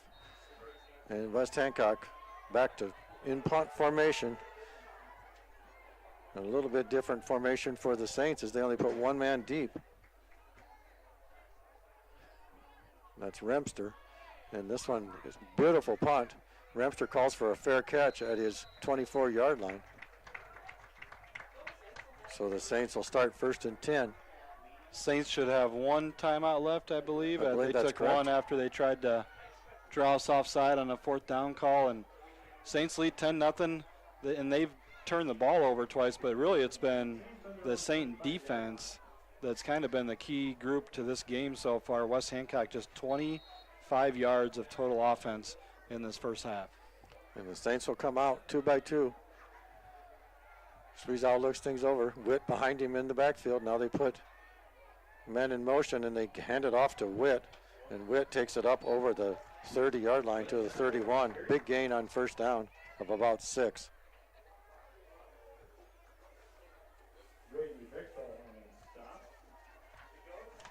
West Hancock needing to make some adjustments at halftime, get back in this one. 1:14 to go.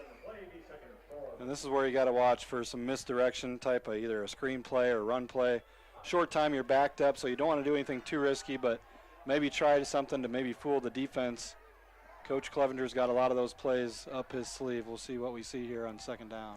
It'll be the fullback once again, just straight ahead. He'll have 1st down yardage. Brady Bixel again. Brady getting a workout here. Called his name a lot on defense. 13 carries, 45 yards now for the fullback. Wouldn't be surprised to see if it's a positive play here for Coach Clevenger. See him take a timeout and really speed things up here to end the half.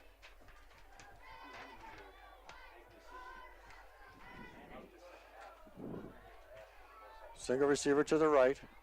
And it's going to be the quarterback, Sweezow. And Sweezow is going to get brought down after about a gain of 2. That'll bring up 2nd and 8. 22 ticks left on the clock. Ball's going to be on the 40.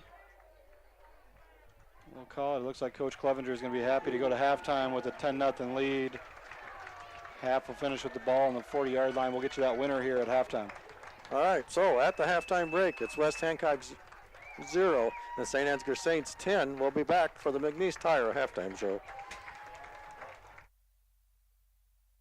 The Cobbler Shop in Britt has all your West Hancock apparel for your entire family, so you can cheer on our Eagles during every game. Everything from short to long sleeve t-shirts, crew and hooded sweatshirts, caps, scarves, mittens, and socks. Go Eagles from the Cobbler Shop in beautiful downtown Britt, Iowa. Now opening at 9 a.m. Britt Seed Company doesn't just sell corn and soybean seed. You can trust Britt Seed to understand your fields and place channel corn and soybean products that perform. With the new Smart Stacks Pro and XtendFlex technologies, you can be confident that you're getting the superior pest control and weed management you want, high yield potential you need, and the most of every season. Ask Al or Rick Burgard or Dave Lampy for recommendations for your fields. Call Britt Seed Company today.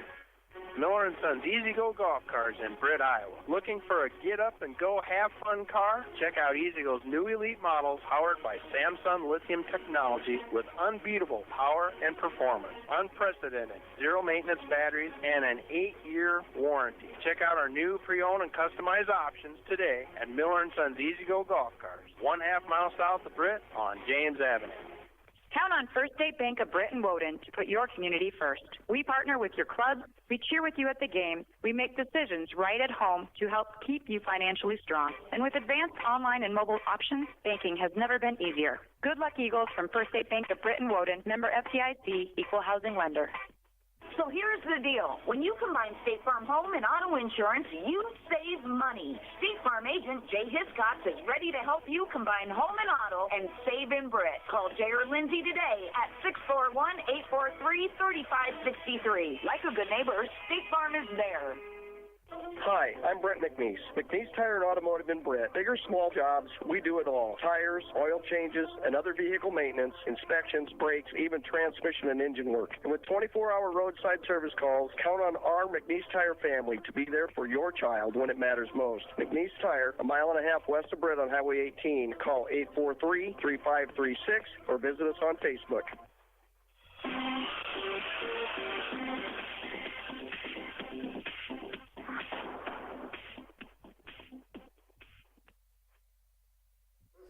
All right, welcome to the McNeese Tire Halftime Show here at St. Ansgar Field. Eagles finding themselves down for the first time this year as the Saints in the second period opened up the scoring with 10:21 to go on a 32-yard field goal by Connor King and put themselves up 3-0. And then with 2:21 to go before the halftime break, it was an 18-yard Christian Michaels run, and Connor King kicked the extra point to put St. Ansgar up 10-0 here at the halftime break in St. Ansgar. The second quarter ended with the ball on the 40-yard line, and our winner for the yard line contest was Jamie Castles. And so far, no sacks tonight, but if you want to be in on this Britt Food Center sack contest, please get into Britt Food Center each Friday between 8 a.m. and 4:30 in the afternoon during the football season, and then you can sign yourself up for the Britt Food Center sack of the game. And if your name is drawn and the Eagles record a quarterback sack in that night's game, you could be the winner of a sack of groceries, compliments of the Britt Food Center. The Britt Food Center is a locally owned, proud supporter of West Hancock. So, Jay, our halftime here, first time in a long time we've had to say that we're behind at half. Yeah, we're behind, and we're lucky we're only down 10. Really, the stats will bear it out, but St. Ansgar dominated that first half, and that's with them turning it over on their first two possessions. Unfortunately for West Hancock, they were unable to convert those turnovers into points. First was a fumble recovery by David Smith. West Hancock took over at their own about 30-yard line, picked up a first down, and then unable to convert, had to punt it away.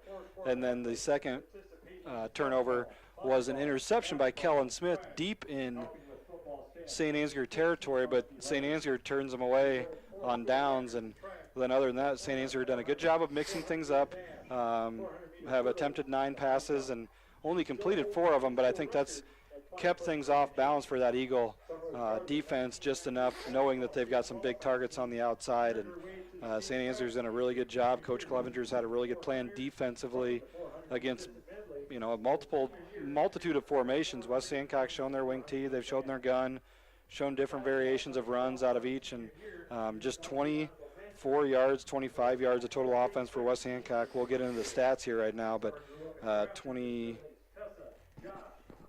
yards of total offense for West Hancock. All 4 through the air is Mitchell Smith. Cale Zool, 4 carries, 17 yards. Mitchell Smith, 5 carries, 6 yards. JP Jackson Peterson, 1 carry, 2 yards, and Kellen Smith, 1 carry, 3 yards. Of course, defensively, David Smith with a fumble recovery and Kellen Smith with an interception. For St. Ansgar, they've done, like I said, a good job of mixing things up. Offensively, they ran for 117 yards in that first half, 16 yards on 5 carries for King. Schwiesau, the quarterback, 4 carries, 21 yards. Reagan Witt, 13 carries, 45 yards. And Christian Michaels, 4 carries, 35 yards, including an 18-yard touchdown. Shreesow was 4 of 9 through the air for 52 yards. Completions coming to Hillman, Brum, and Klein. Brum is the leading receiver, 2 catches for 31 yards. I thought 2 of the biggest plays in the game offensively in that first half. First was a big third down conversion by Hillman. Pass play, it looked like he caught it short of the sticks, but able to bounce off an Eagle defender, fall forward, and that led to the touchdown in the second quarter. And then the big pass play on 3rd and long to Brum on a little middle screen to the receiver. Good play design, good timing, and he was able to scamper down the sideline for 28 yards. Those were the 2 big offensive plays that kind of set up scoring drives for the Saints. All right. And so the Eagles finding themselves, again, down 10-0 here at the half to the Saints in a big matchup. We're going to take a break here. We come back to the McNeese Tire halftime show. We'll get you caught up on some of the area scores in our district. Once again, this is West Hancock football on B103. Hi, this is Mike Ewing. For more than 40 years, my family and our staff at Ewing Funeral Home and Monument Company have been caring for your families with personalized services as unique as the lives each of us live. Ewing Funeral Home and Monument Company, serving Britt, Canala, Clarion, Belmont, Dow's, and all of the surrounding communities for generations and generations to come. Tap, go. First Citizens Bank's contactless debit cards make purchases easy. Call us at 800-423-1602 or stop in to see us about getting one today. First Citizens Bank, member FDIC. Admit it, nothing says barbecue like Big Brad's. For 12 years, offering award-winning barbecue for vending, catering, parties, reunions, graduations, or any other event in your future. Book Big Brad's Barbecue today. Call 515-293-0791. And let's go Eagles. Hi, I'm Brent McNeese. McNeese Tire and Automotive in Brent. Big or small jobs, we do it all. Tires, oil changes, and other vehicle maintenance, inspections, brakes, even transmission and engine work. And with 24-hour roadside service calls, count on our McNeese Tire family to be there for your child when it matters most. McNeese Tire, a mile and a half west of Brent on Highway 18. Call 843-3536 or visit us on Facebook.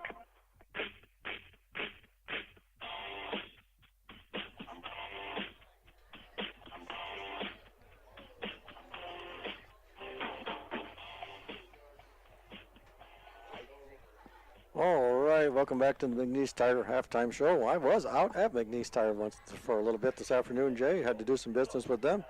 And if you want to do some business with them, you want to check them out. They're a mile and a half west of Brent on Highway 18. Give them a call, 641-843-3536. Check them out on Facebook or visit them online at McNeeseTire.com. So Jay's getting scores here compiled of all the area games and the top 10 in Class A. And I'll just turn it over to Jay here and let him talk about it. Yeah, some scores. First off in the area, Lake Mills leads Newman in the first half, 22-6. No score updates between the Belmont-Clemmy North Union game, North Butler at West Fork, and Central Springs at GHV. In Class A, the other score I slipped over there, Forest City leads Eagle Grove 14-0. In Class A, Linville-Sully is at Pleasantville tonight. That game is stuck at 0-0 in the first half. We talked about in the pregame. Get well soon to Quarter Now and Harder, the terrific athlete and running back for Linville-Sully. Broke his fibula in week 2. He's hoping to make it back for a playoff run. He's a fun, dynamic player. We saw them in the Dome last year. Really, really good football player and athlete overall. Number 4, Madrid, they lead Mount Ayr. They're at number 6, Mount Ayr. They lead in that one 14-7. Woodbury Central, number 3, they are at Logan Magnolia, a good football team. Woodbury Central leads that one 18-0. No other scores from around the area. Class A Radio Iowa poll goes 1 West Hancock, 2 Linville-Sully, 3 Woodbury Central, 4 Madrid, 5 St. Ansgar, 6 Mount Ayr, 7 North Lynn, 8 South Central Calhoun, 9 Columbus Community, 10 East Buchanan. So there's 2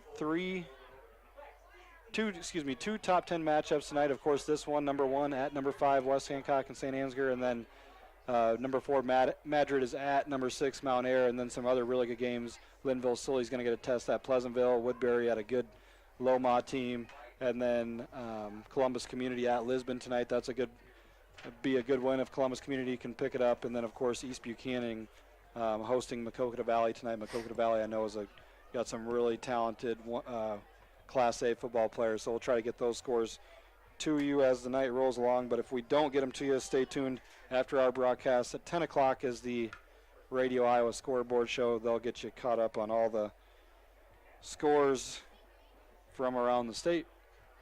That's all I got for you, Kevin. All right. Well, we're going to take a quick break here. When we come back, we'll talk. We'll take a couple-minute break, and when we come back, we'll talk about what these coaches are talking about in the locker room here at halftime. Then once again, the score at halftime, St. Ansgar 10, West Hancock 0. This is West Hancock football on B103. Hancock County Health System physical therapy programs are here for you. For high school athletes to retirees, HCHS will guide you in minimizing your pain and maximizing your mobility. Hancock County Health System, your health, our care, a lasting partnership. If you've been to a wedding in the Midwest in the last 2 decades, chances are good it's been Mojo Productions rocking the reception. And if it's a party you want, Mojo Productions can deliver. Street dances, private parties, even karaoke. Mojo Productions has you covered. So give us a call at 515-408-1074 and get Mojo working for you. Sense Seed and Services in Britt, your local Pioneer team. Pioneer brand soybean varieties are raising the bar on yields and pushing those yields even higher with local knowledge, services, and support. So make the most of every acre with Pioneer brand soybeans and premium seed treatment like Levo. Sense Seed and Services in Britt and Pioneer, with you from the word go. Britt Food Center. Experience all the benefits of a family-owned local grocery store like prime quality meats, fresh produce, deli and bakery items. Download the Bright Isle mobile app for digital coupons, recipes, email offers, and smart zone alerts to save even more. Or visit us online at BrittFoodCenter.com. Power up your toolbox. Make lawn care, painting, and outdoor building projects quick and easy, or transform your backyard into a chilling, grilling space. Swenson's Hardware in Britt is ready to help you do it best. Shop in store or online 24/7 at swensons.doitbest.com. Free, fast delivery to our store. Swenson's Do It Best Hardware in Britt, serving Eagle fans for over 40 years.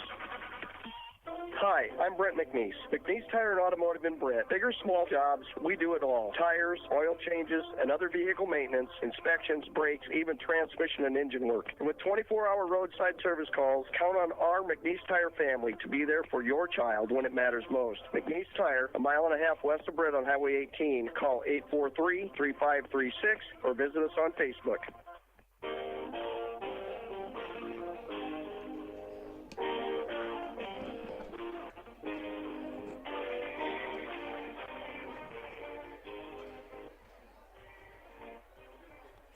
All right, welcome back to the McNeese Tire halftime show. Jay is scribbling scores here rapidly. You want We've got a couple score updates to update on you. Number 8, South Central Calhoun in Class A. Be our opponent in, 2-3 weeks?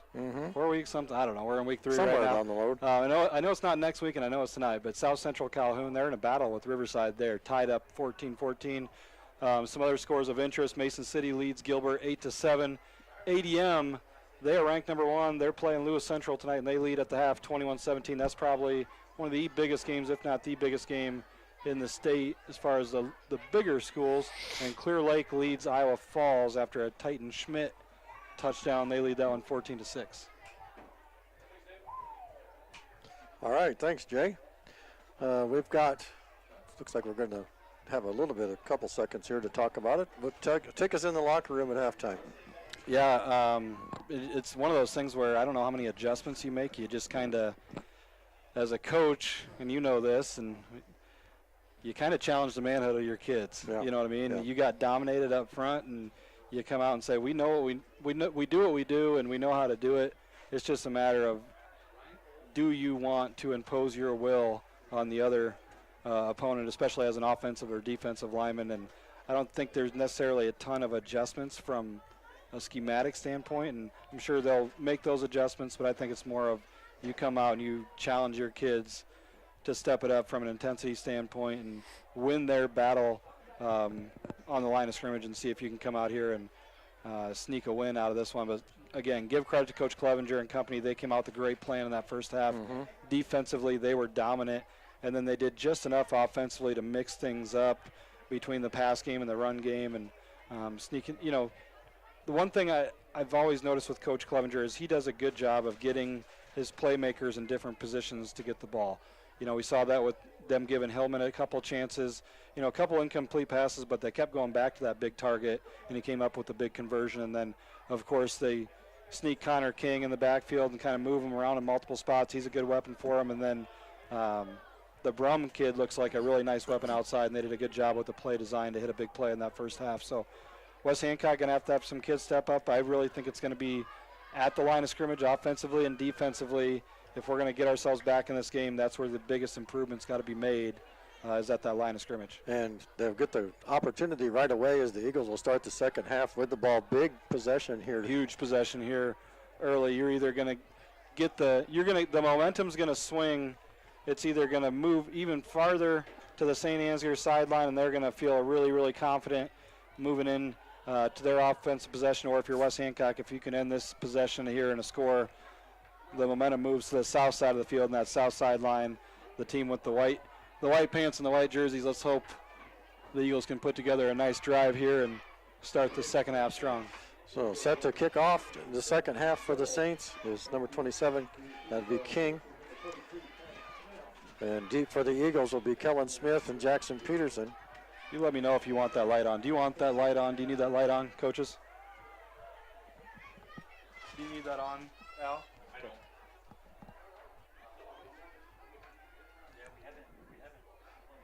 All right, officials handed off the ball to Mr. King, and we will conclude our McNeese Tire halftime show here and begin our second half of football here at St. Ansgar as the Eagles trailing this one 10-0, looking to get themselves back in the game.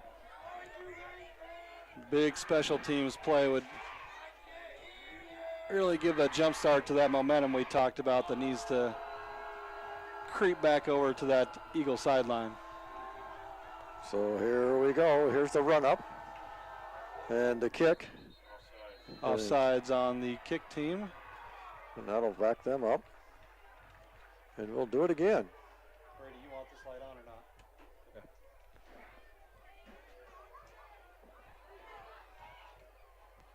So the backup, I believe that's just a 5-yard penalty if I'm not mistaken. Yep. And they'll do it from the 35. Eagles got 3. They got, Smith going to back up.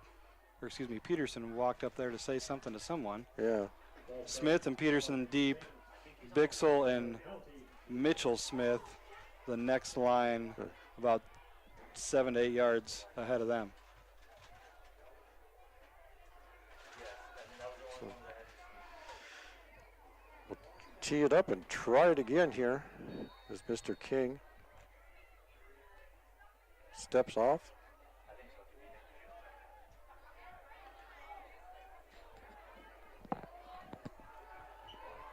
Taking his sweet old time doing it. And here's the run up. And he kicks this one end over end. It's going to be taken by Jackson Peterson at about the 25. He's up over the 30. Reverses field, comes up the middle. And you talked about the big play, Jay.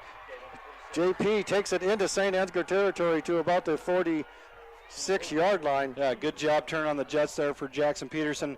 Saw a crease, and then he just hit the accelerate button there, got upfield, giving the Eagles just their second starting field position inside of St. territory. We'll see what Mitchell Smith and this offense can do here as they take the field at the St. 46. They give it off to Kellen Smith. Excuse me. Was that Zool? Kale. Yeah, Kale Zool. Sorry. Gain of 4 there for the senior fullback, Kale Zool. I bring up 2nd and 6 for the Eagles from the Saints 41-yard line. They're out of the huddle quickly up to the line of scrimmage. Mitch looks things over, goes under center. Here's a snap. Give this to Zool once again. And Zool's got a big hole, and he bulldozes his way down to the 25-yard line of the Saints. End up being right at the 26, gain of 16 for that Eagle fullback, and good tempo getting in and out of the huddles there. Mitchell Smith, that has had to really reach to make that wide angle handoff to the fullback, but it paid off. Zool picks up a big one. Wing to the left, and it's going to be Zool once again, and he just puts his pads down and goes over the 25 down to about the 23. Gain of about 3, maybe 4 there. We'll call it 2nd and 6. Eagle fullback at 17 yards at halftime. He went up doubled that here on just a couple runs. Good job by that offensive line here early in this first possession of the second half. Kellen Smith wing to the left, and it'll be Mitchell handing off to Zool. And Zool's going to be stopped for little or no gain there. It'll bring up third down. 3rd and 7. Just underway here in the second half. West Hancock trailing 10-0. That time the St. defensive line there able to plug things up and let their linebackers flow to the ball. Short gain there by the Eagle fullback, who's been featured exclusively on this drive. Wing to the right, and it'll be Mitchell Smith off the left side. Got lots of room to run. He's got the corner. He's at the 10, 5. Touchdown, West Hancock. Mitchell Smith from 24 yards out puts West Hancock on the board. 24 yards out, Mitchell Smith on the quarterback keeper. They went 3 straight plays to the fullback, Cale Zool. That time they give a little play action fake. It was a quarterback run play all the way there. Mitchell Smith able to take it in from, what do you have there, 24 yards out, Kevin? Yes, sir. First touchdown of the game for the Eagles. Got to get where enough light so I can see here. See what you're writing down? Yeah. Sorry about that. When we turned the light on, we had a glare, and the people will get mad back home, and we don't want that, Kevin. David Smith on to attempt a point after. Snap is good. Holds all good. Kick is up, and kick is good. West Hancock on the board. Still trails 10-7, but close the gap. 10:13 to go here. Third period of West Hancock football on B103. Score the best Wi-Fi experience with fast fiber from COM1. Get up to 1 gigabyte plus local support 24/7 so you can keep streaming your Eagles and Cardinals too. COM1, the local one, serving Hancock, Wright, and Humboldt County neighborhoods with the most reliable internet, telephone, and digital HD TV. Click COM1net.net today. Pritchard Auto Company of Britt is a proud supporter of West Hancock athletics, music, arts, and education, as well as many activities and organizations in the Britt and Fowler community. You support us so we can support them. Check us out on Pritchards.com. Give us a call or stop in and let us earn your business. That's Pritchards.com. Go Eagles. Hi, I'm Dave Throswick, president of Stellar Industries. The employee owners of Stellar Industries reflect the values of small-town living, honesty, integrity, kindness, and caring. With locations in Garner, Kanawha, and Mason City, Stellar is a proud supporter of high school athletes from across the North Iowa area. Log on to StellarIndustries.com to learn more about Stellar and how you can become part of our family.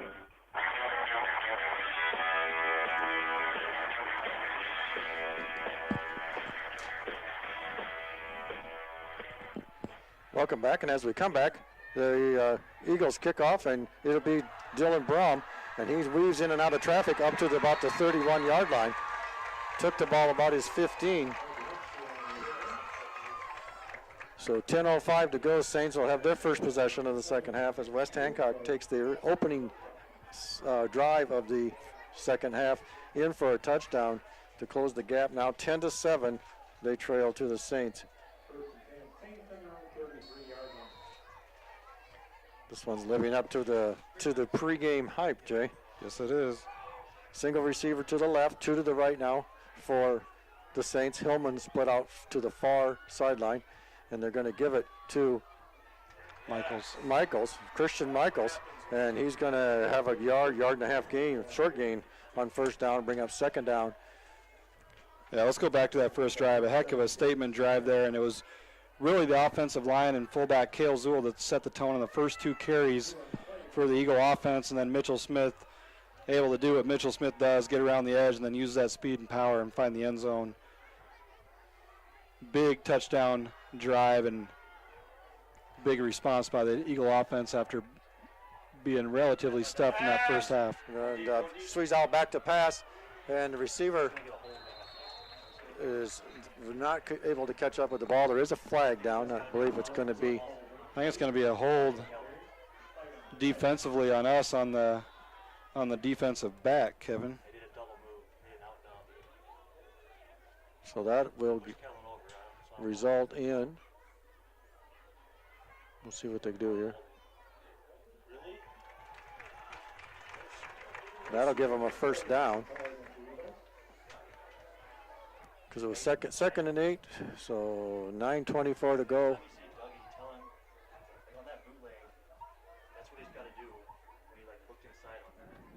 should be right at the 45-yard line, I believe.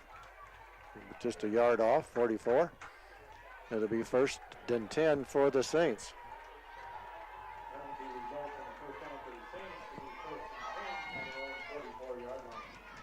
So the Saints will come out 2 by 2. Witt behind Sweezow in the backfield. Now they put Michaels in motion and give the ball off to Witt. He's met at the line of scrimmage. Yeah, they had him him for a short gain, and Witt able to bounce forward and keep those legs moving and just about move the chains, picks up 9 on 1st down. Speaking of 9 minutes to play here in the 3rd period. Saints on the move again, 2nd and 1 in West Hancock territory. Single receiver to the right. Sweezow under center, gives it off to Witt. Quarterback actually keeps it, pulls it back out at the last minute. He's got 1st down yardage and dives forward to about the 40. Had a flag, it looks like, unless it... There is a flag on the play. This one's probably coming back. Yeah, got a weird angle. I didn't know if it was a flag or a piece of equipment, but that was a flag. Going to be a hold on the Saints. That'll back them up. Bring up a long 2nd down instead of a short or a 1st and 10. So costly penalty for the Saints. And bring them up to 2nd down and 10.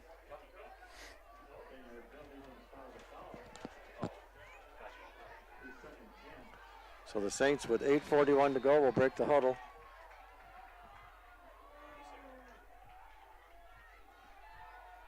Two receivers each way with the lone man in the backfield.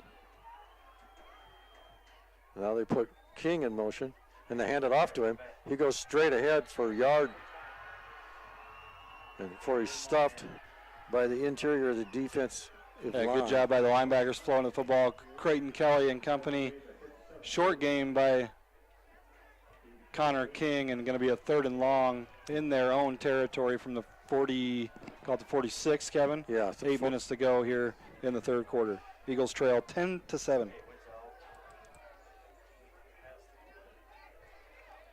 So they'll send Remster and Hillman to the far sideline. Sweezow under center. Back to straight drop back. Fires it out here, and this one is going to be intercepted by Kellen Smith at the 30-yard line. Kellen over the 35, 40, 45, midfield, 45, and out of bounds about the 40-yard line, 39-yard line. West Hancock set up in good field position. 7.5 minutes to go here, 3rd period. Great coverage there. I didn't see who the other defensive back there was running stride for stride with him. Bixel, I believe, and then Kellen Smith playing over the top. He had his eyes on the quarterback and the football the whole time, able to come up with his 2nd interception of the night, set up the Eagles inside the 40-yard line of the Saints. Eagles with another golden opportunity here. That could be our First State Bank play of the game, Kevin. As the Eagles come out wing to the right, they give it off to Zool. Zool is stuffed at the line of scrimmage, gets a very short gain, less than a yard. So little that we're going to call it 2nd and 10.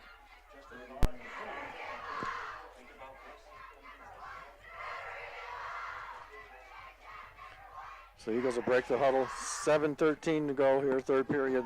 Wing to the right is J.P. Mitchell under center. Mitchell's going to keep it, go to his left, runs his own blocker over, puts his shoulder down, and gets up to the 35-yard line. And can bring up 3rd down and 5 for West Hancock. Just under 7 minutes to go here. That was the pulling guard, David Smith, that Mitchell knocked out of the way there. And Eagles, I believe, in 4-down territory, going to be a long, just over 5 yards based on where that 1st down marker is at. Mitchell picks up about 3 to 4 on 2nd down. So 6:38 and counting as the Eagles break the huddle. Wing to the right. Mitchell under center. And back to pass. And he's got a man. He's firing it out there for Bukema. This one's broken up. Incomplete. So it'll bring up 4th down for West Hancock. Mitchell took a hit there at the end. Yeah, Mitchell had a good time, able to kind of survey the field and had what looked like an open receiver running down the middle of the field, elected to go to Bukema. Bukema not able to come up with the football. Big fourth down here on this drive. So the Eagles will go for it. 6:22 to go. And they'll come out, Kellen Smith wing to the left. Mitchell under center. Mitchell rolls out and he fires it out there incomplete. It was intended for Kellen, and he short-armed it. And Kellen couldn't catch it. Yeah, so the Eagles will turn it over. Promising drive will stall out. 0 for 6 in the pass game, and second time coming off a Kellen Smith interception where he set up the Eagle offense in good field position after a nice return on the interception, but second time the Saints able to turn the Eagles away. St. Ansgar will take over at their own 35-yard line, 6:18 to go. Number 5, St. Ansgar leads number 1, West Hancock, 10-7. Single receiver, and they give it to Witt straight ahead. And he's good for about 4 yards. Yeah, good 4, almost 5 for the Saint fullback. So the Saints will operate from their own 39-yard line with just under 6 minutes to go here. 15th carry of the game, Kevin, for Reagan Witt. Single receiver spread out wide right, that's Sparrow. It'll be Witt once again. And he's going very little room to run there. It'll bring up third down. I got 60 yards on 16 carries. Reagan Witt, 5'9", 188-pound senior. He runs a lot bigger than that. Yeah, does a good job of, they've got a lot of guys low to the ground, some shorter guys, and then they've got a lot of good size on the edge. Kind of a unique team size-wise. So big third down play here. 5 minutes to go. Single receiver out wide right, that's Remster. Sweezow takes the snap. Kept it. And he's got it, kept it, and oh my goodness, we can't make tackles. We'll see where they spot I think they're going to spot him just short. But yeah, he was able to break a Mitchell Smith tackle, kind of spun out of it. Mitch came in high, and then Sweezow kind of spun back towards our side, got forward, and just about picked up the first down when it looked like he was going to be clearly short. Going to be fourth and about a half yard short. They're going to go for it, Jay. Wouldn't be surprised to see Coach Clevenger again possibly use that hard count and try to draw the Eagles off sides. And are not even going to get to the hard count. They're just going to call a timeout. So with 4:20 to play in the third period, West Hancock trails 10-7 to the Saints. This is West Hancock football on B103. Go Eagles from the Britt Chamber of Commerce and our members including Scott Johnson Drainage, Charleston Auto Parts, Westview Care Center, Allies for Substance Abuse Prevention, and Big Brad's Barbecue. We appreciate your support. See the Britt Chamber of Commerce Facebook page for info and events. Forge and Build is Britt's one-stop shop for contractors and do-it-yourselfers. Not sure what you're looking for? Let their trained professionals help you determine what lumber, tools, or hardware you'll need to get any job done. Stop by and see them at 1st Avenue Northeast in Britt, or visit them at forgeandbuild.com.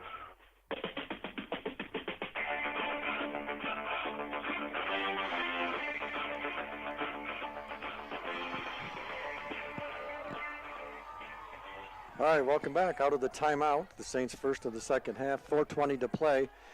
And they'll go for, well, will they go for it? I believe they will. It's going to be fourth and about the length of the football. Yeah, I think even less than a football. I'm right down the 45-yard line. Ball's just short of that 45. They've got to get right to the 45-yard line. Sweezow will line up under center. Single receiver right. That's Sparrow.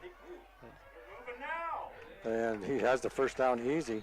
Yeah, just ran a little Iowa Hawkeye quarterback sneak, and the Eagles not set defensively.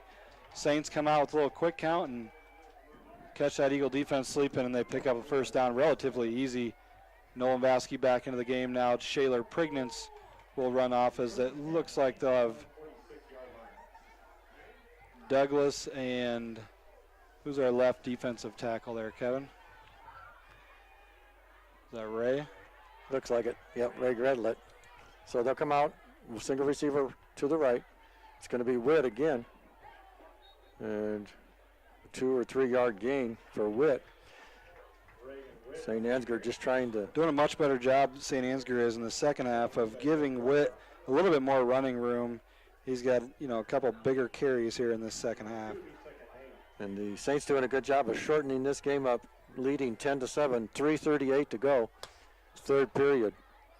Yeah, we don't keep a time of possession stat here, but I got to believe St. Ansgar dominating that category here in this one. Single receiver to the left this time, full house backfield for the Saints. And it'll be quarterback keeping. He goes to the right. He'll have a couple. As he goes around the right end, Bukema and Gredlet over there to make the stop. 7th carry of the night for the Saint quarterback, Schwiesow. 32 yards is what I've got him for unofficially. 3rd and 5 for the Saints. 3 minutes even to go here. As they take their time coming out of the huddle. Sparrow split out wide left. Offset eye to the left. And it'll be Witt again. Why are we standing there? And where he spins out of tackles, and he's going to be up. Again, Kevin. Yeah, 4th down and 2. He was stopped initially just with a short gain, about a yard, and just keeps spinning forward. And Eagle defenders need to improve getting all 11 flowing to the football once they find where the football is at, and not giving up on a play and assuming that the whistle's going to blow. Got to play through the echo of the whistle. Going to be 4th and 2. They are bringing in the punt unit. We'll see if they actually do punt it. Play clock's going to go under 10 seconds. I think we'll see if they take the penalty or if they... The Eagles not buying this. They have nobody deep, and here the snap and the kick is off. There's a flag. They weren't set at all. They weren't. No, they weren't. And West Hancock, I'm sure, is going to make them do this again. Yep. So, yeah, no one was set. They kind of quick snapped it. Mark indicated it looks like that they're going to make them kick it again. Sure looked like to me, Kevin, that no one was, a lot of guys not set. Illegal. Yeah, illegal shift. So that'll back them up 5, and we'll do it again. This will give the Eagles an opportunity to return this one, as they now will put Kellen Smith back along with Mitchell Smith.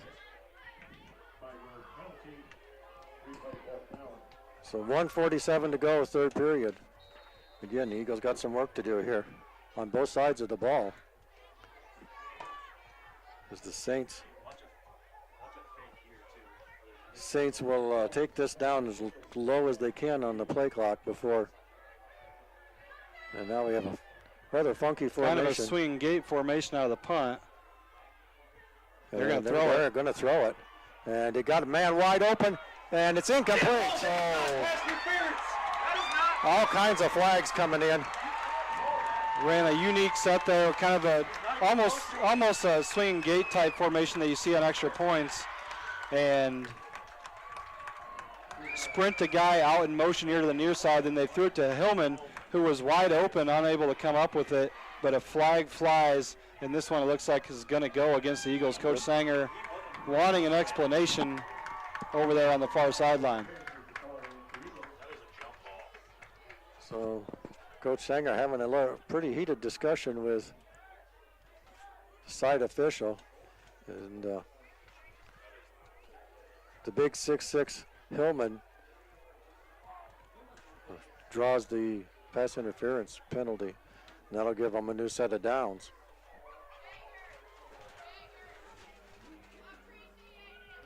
And that should be administered from the right midfield where the ball was snapped, not where the official's at right now.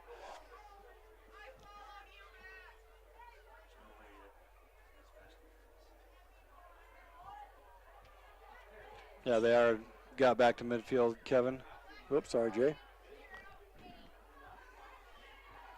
So an unfortunate set of circumstances for West Hancock. couple big fourth down penalties against West Hancock defensively have kept drives alive in this one, and that's one of those where you win in the margins type of things in close games. Could possibly go back to that play being one of the deciding factors in the outcome of this game. So the Saints will have 1st and 10, and they'll give it off to Michaels. He goes off the right side. He'll have a gain of about 4 yards, close to 5. We'll call it 2nd and 6 with a minute to go here in the 3rd period. Ball in the 31 again, thanks to Westview Care Center and Rachel Johnson for the yard line fundraiser that we're doing this year, and congrats to our winners so far through week 2 and the first half of this game. Wishbone formation, they give it off to Witt, and Witt's stuffed right at the line of scrimmage. One of the few times he hasn't gotten anything. That was a good job by the Eagle defense there to play through the echo of the whistle as Witt was still trying to turn and pick up one. Coach Clevenger does not have to run a play here before he moves to the 4th quarter. We'll see what he elects to do. And they will let this one go. So at the end of 3, it'll be St. Ansgar 10, West Hancock 7. This is West Hancock football on B103. We want to see your smile. Garner Dental Group provides orthodontic treatment for all ages. A platinum-level Invisalign office is right here in North Iowa. Dr. Amy and Dr. Bree would love to show you what orthodontics can do for you or your child. Garner Dental Group, we provide everything your smile needs to shine. Visit us today at garnerdental.com to find out more.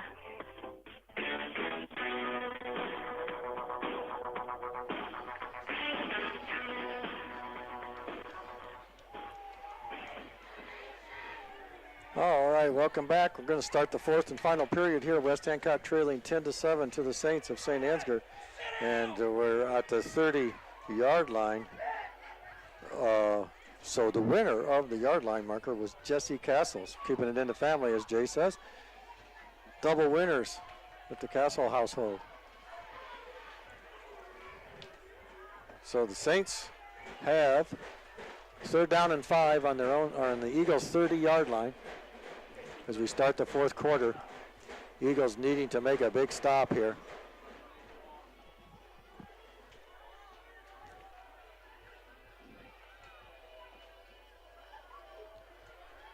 To get the ball back and keep the Saints off the scoreboard. So the Saints come out, single receiver, Hillman split out wide right. And they'll give it to King. And King's got the 1st down yardage to the 22. So first play of the 4th period results in a 1st down for the Saints. Eagles have their back to the wall here.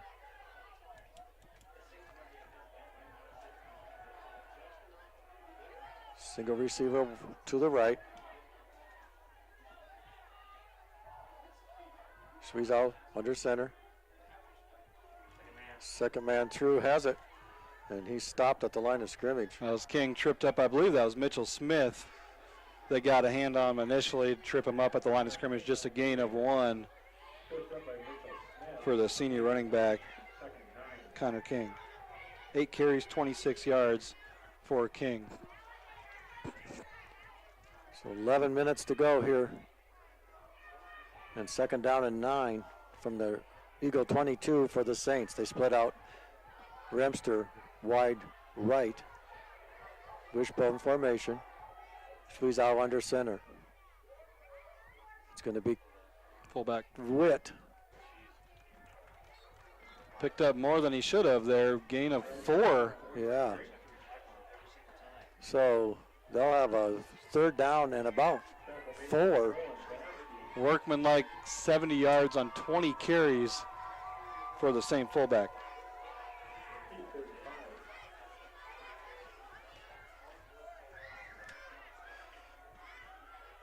So 4 down territory. Wouldn't be surprised to see them stick it in the belly of the fullback here again, Kevin. 2 by 2. Witt, the only man in the backfield. And it will be Witt on the carry. And he's going to be over the 15 to the 14. That'll bring up 4th and 2. They're going to spot it back closer, between the 15 and 14. Needs the, call it the 13 and a half, Kevin. Yeah. So, yard and a half here to pick up the first down. So, big 4th down for both teams here as the Saints come out. Huge play in this game. Wide right.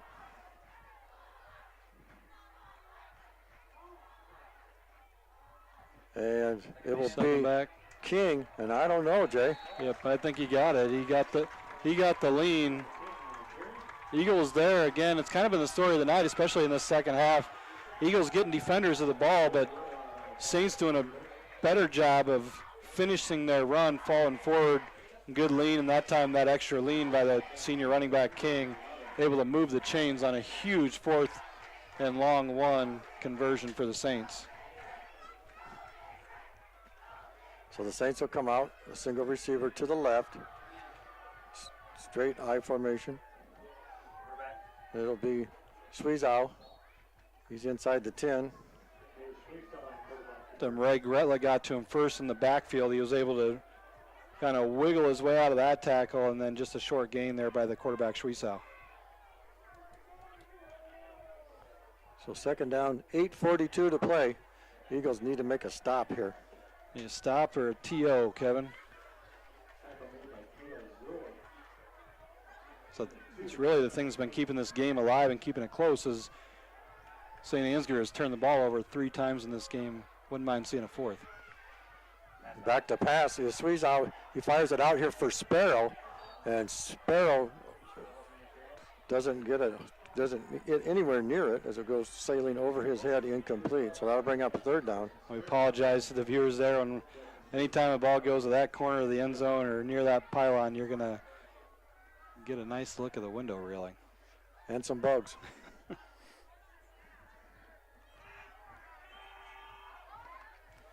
So 8:18 to go, 3rd down for the Saints. Single receiver to the right, that's Remster. Quarterback. And it's going to be the quarterback keeper. He's going to be close. Ran into his own guy, and there's 2 Eagle, Smith and Smith, both in the backfield. He's able to get upfield, kind of Houdini his way out of that one. That was trouble, and picks up about 5. So 4th down and 4.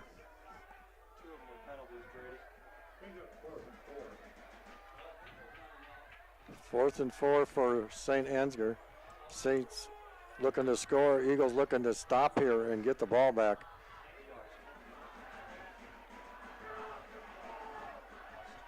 Full house backfield and timeout by the Saints. Kind of an offset T formation there, it looked like, as the fullback was lined up right behind the quarterback, and then 2 running backs to his right. 7.5 minutes to play. We'll take the timeout with them. This is West Hancock football on B103. Miller & Sons Easy Go Golf Cars in Britt, Iowa. Looking for a get-up-and-go have-fun car? Check out Easy Go's new elite models powered by Samsung lithium technology with unbeatable power and performance, unprecedented zero-maintenance batteries, and an 8-year warranty. Check out our new pre-owned and customized options today at Miller & Sons Easy Go Golf Cars, 1/2 mile south of Britt on James Avenue.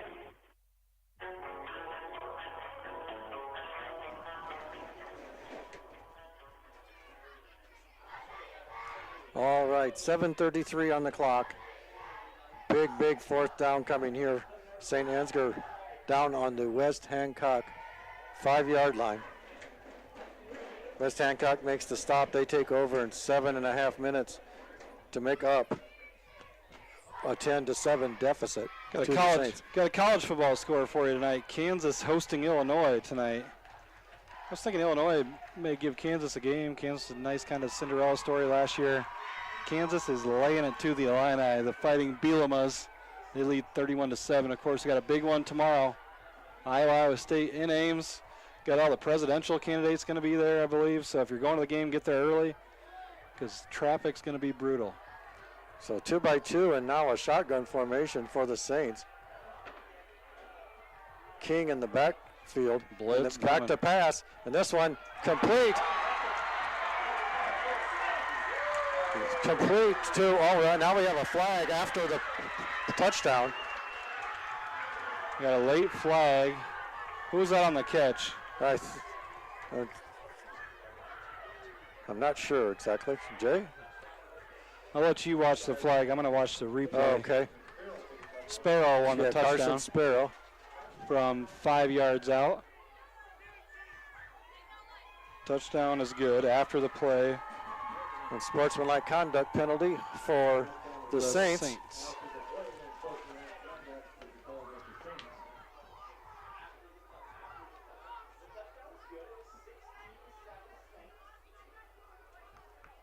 Is that one that they can take on the kick, Kevin? I'm not 100% certain of that. I think so. Must be. Because Connor King will come on to kick the extra point for the Saints.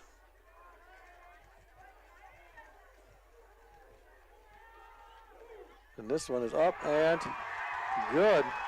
So the Saints extend their lead 17-7 over West Hancock with 7:29 to play. This is West Hancock football on B103. Trolson Auto Parts in Britain is your local source for all your vehicle needs. We offer a full line of automobile service along with auto parts and accessories for your vehicle. Did you know Trolson's is also a dealer for Snowdog Snowplows? Contact Dan at 641-843-3865 for all your automotive needs. Go Eagles.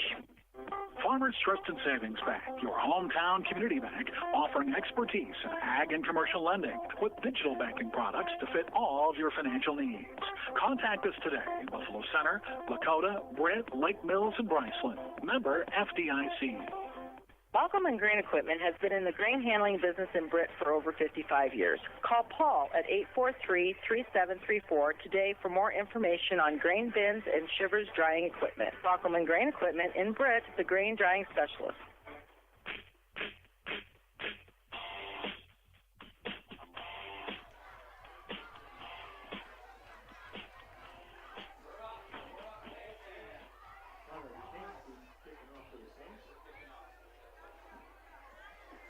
All right. Well, after the Saint touchdown, Eagles got some work to do here as Connor King tees up the ball and gets ready to go. Deep for the Eagles. After the penalty, Connor will kick this ball from the 15-yard line. So deep for the Eagles, Kellen Smith and Jackson Peterson. They're both standing on their own 30. Peterson came up with a big return to open up the second half to set up the Eagles' lone touchdown drive of the game. Peterson was able to return it to the Saint 46-yard line. Let's see if this Eagles special teams can do it again. And this one will be JP. He'll take it from his own 35, reverses field, bounces off of would-be tackler, and then trips in the tall turf at the 45-yard line.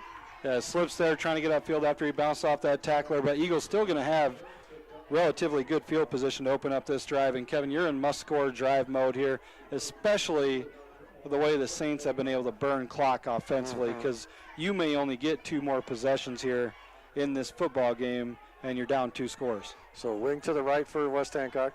Mitchell Smith hands it off to Kellen Smith off the right side. Kellen has a good gain up to midfield stripe, gain of about 6. Eagles going to have to work with a sense of urgency here. Just Kellen's second carry of the game there, as he's been a star defensively, coming up with 2 interceptions. He'll be wing to the left this time. And the ball's on the ground, and St. Ansgar recovers it. Fumbled the quarterback center exchange. First one of those we've seen this year. And that was King coming up with the huge play in this one. Number 27, Connor King on the fumble recovery as the Saints get one of those turnovers back. They were -3 in the turnover game. They were able to force a fumble. I think that was more of a self-induced fumble for the West Hancock offense, but the Saints take advantage to take over at the Eagle 46-yard line. 6:55 to go in this one, and I got to believe on this drive, Kevin, you are going to see Coach Clevenger bleed that clock. You're going to see a lot of the fullback would guess. 1st and 10 for the Saints. West Hancock 46-yard line. Here's a snap. And there's the give. Second man through is Michaels. And he gets 9. Michael's one of those. Michael's one of those guys. He's built short and stout to the ground, hard to find, especially when he's that second man coming through the line. And that time able to accelerate through and pick up a nice first down gain of 8, 2nd and 2 for the Saints from the Eagle 38-yard line. So it'll be 2nd down and 2, 6:26 to play and counting. You can see Clevenger kind of motioning to his quarterback to use the play clock. We'll see what they're under 5 already here. And it'll be second man through again. Michaels down to the West Hancock 20 or 30-yard line. Kind of give a 31 actually. Nevertheless, a first down for the Saints. 6 yards for the 5'4" running back on 8 carries. Back-to-back carries, about 15 yards on the last 2 for Christian Michaels. And notice there the Saints let the play clock run under 5 seconds there before they ran snapped that last play. And you can see Schwiesau kind of standing up over the center now, burning clock. And this will be King, I believe. I believe, yep. 5.5 to count and counting. The other thing too, Kevin, probably in 4-down territory now and you're inside that 30-yard line. Mm-hmm. 2nd down, 6 to go. 5:18 into counting.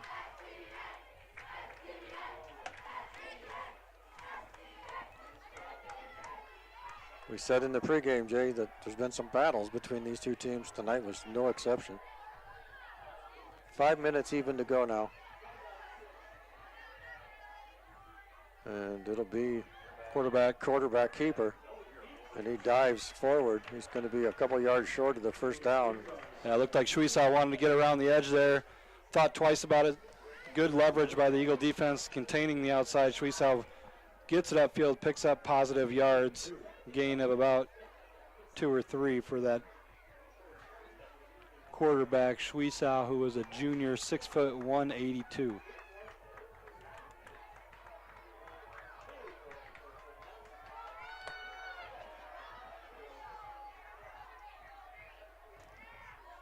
So the Saints come up. Schwiesau looks things over, taking his time again.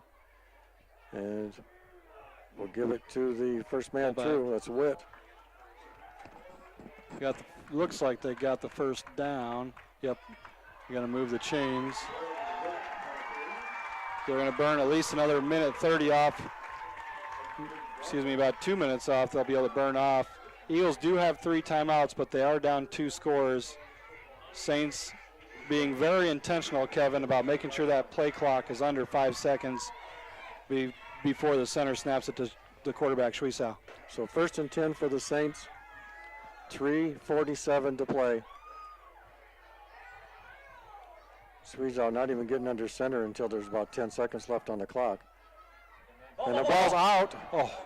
And I believe St. Ansgar got it back, or did they? I believe, Schwiesau jumped back on it. Kind of just hit the ball on the hip of that first man through.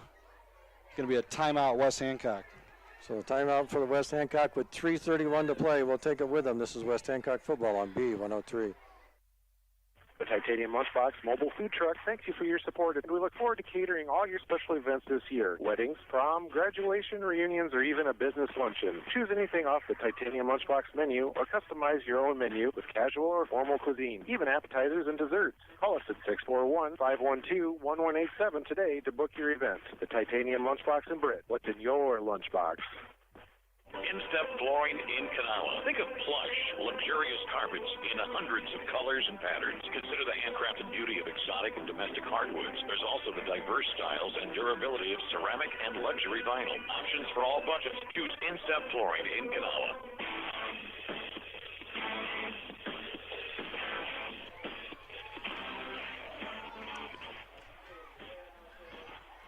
All right, welcome back. 3.5 minutes to play here.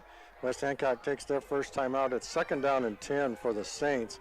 They're on the West Hancock 20-yard line, excuse me. Thinking back, this game got to come up with the First State Bank play of the game. Right now, I'll call it the Jackson Peterson kick return to open up the second half, Kevin. So thanks to First State Bank again for sponsoring that play of the game. So 2 receivers each way now for the Saints. They put a man in motion.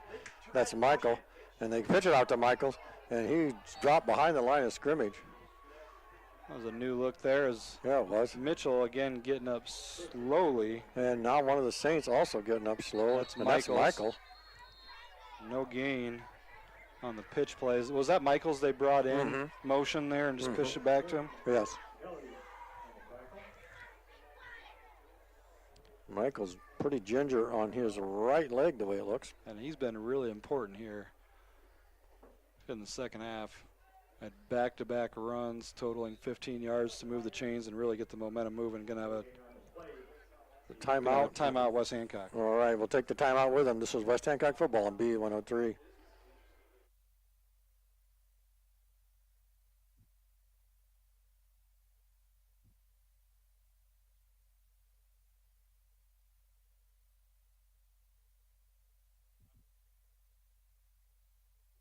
Britt Barn Grill. Get daily lunch specials, hot wings, burgers, roasted chicken, even a ribeye. Or to book a party at Main Avenue Event Center, call 641-843-4275. Weddings, reunions, birthday parties, or any private party. Don't miss all the action at the Britt Bar and Grill or Main Avenue Event Center, downtown Britt.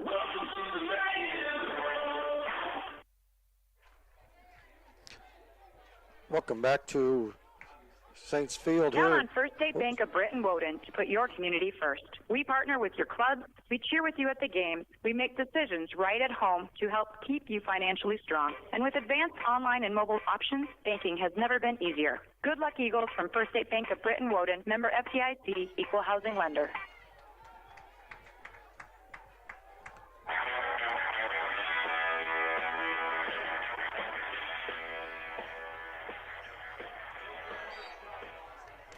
All right, as we come back, the Saints facing a 3rd and 10. They fire one out there to Clevenger, and that one falls incomplete, stopping the clock with 3:12 to go. That's a little bit of a surprise that they ran that there. Yeah, good. West Hancock able to keep a timeout in their back pocket on this 4th down. Of course, they used 2 of them. They had to. So West Hancock going to need to come up with the 4th down stop here on this one, score, and then likely recover an onside kick. But first things first, Kevin, you got to get a stop here on 4th and 10. 2 by 2 are the Saints in the shotgun formation to squeeze out. And if you're the Saints, I'm throwing it up to the big guy. And he's looking left, firing it out there for Sparrow, and Kellen Smith intercepts it. And there's a penalty in the backfield, Kevin. We'll see what the call is. There's a flag laying at about the 35-yard line. I believe it's on us. We'll see.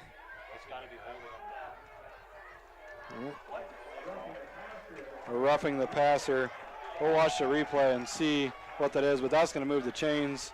I'll give him a first and down. That's going to let him burn another 2 minutes off the clock, and the first nail might be going in there.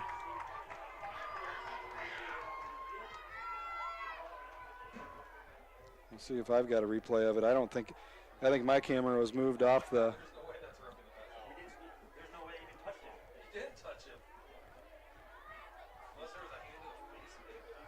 So discussion here by the officials out on the field.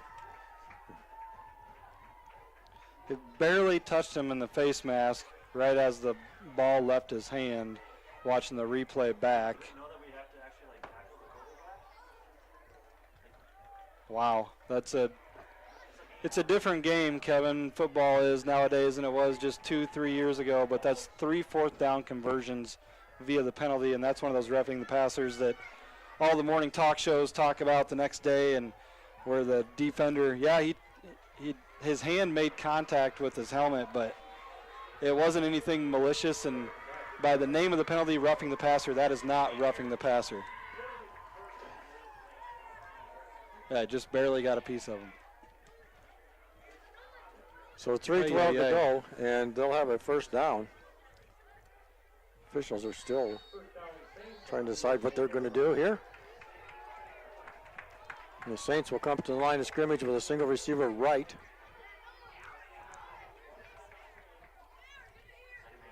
And it'll be King. King will take it inside the 5 to about the 3-yard line. Yeah, gain of 7 on first down, and Eagle defense looked like it took a lot of wind out of their sails there defensively. That penalty, the roughing the passer, again, 3rd, 4th down conversion of the night via the yellow hanky. So 2nd down. They can get a first down without scoring. This will be 2nd and 2 from the 3-yard line. And they'll come out 2 by 2. Sweezow will go under center. And he'll give it to King. And King just lay down. Short of the line to gain there. Yeah, and more importantly, kept the clock running for the Saints. So 2:15 to play now. And it'll be 3rd down, less than a yard. I'll be interested to see stat-wise when this game's done, just the difference in plays run between both teams.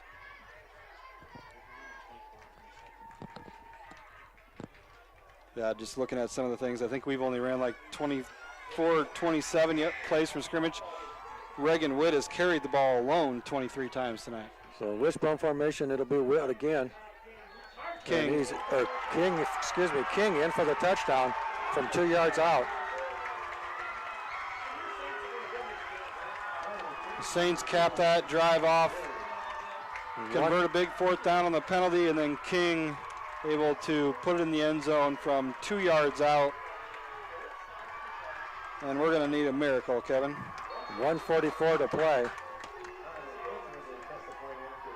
And King will attempt the point after from the hold of Sweezow.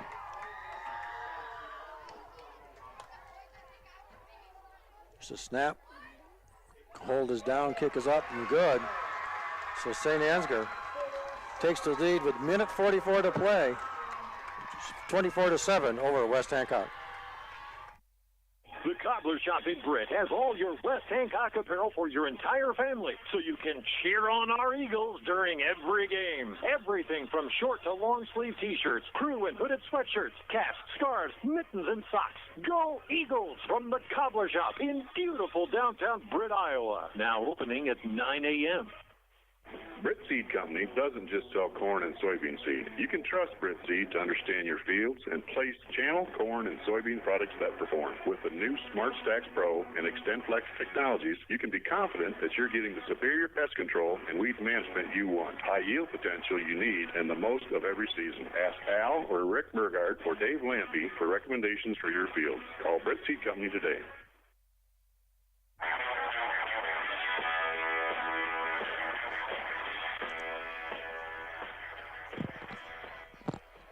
All right, 1:44 to play here. West Hancock will receive the kickoff from the Saints. They trail 24-7. We will have stats after the game, but one stat I want to share right now. St. Ansgar, they've run 67 plays from scrimmage in this one. West Hancock just 24. So, and that's with St. Ansgar having 3 turnovers in this one as well. So Connor King kicks this one, and he'll kick it short. And it'll be fielded by Bixel at the 28-yard line, and he was on his knees when he fielded it, so that's where the Eagles will start 1st and 10.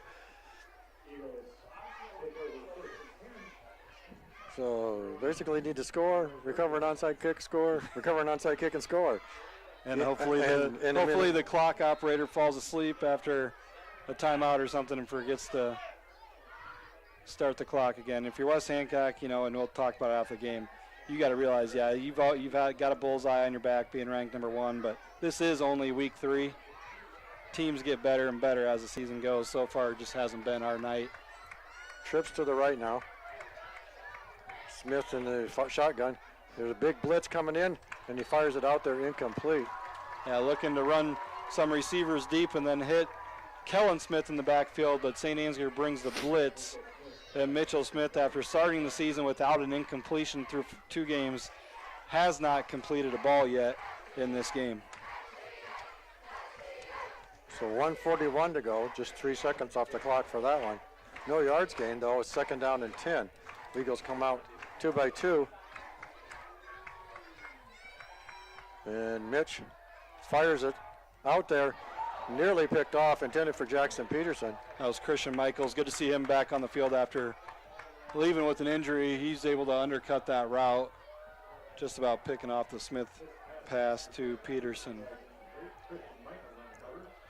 So 3rd down and 10 for the Eagles. 1:37 to go. Need 10 yards here in the next 2 plays, or the Saints can just take a knee and run this one out.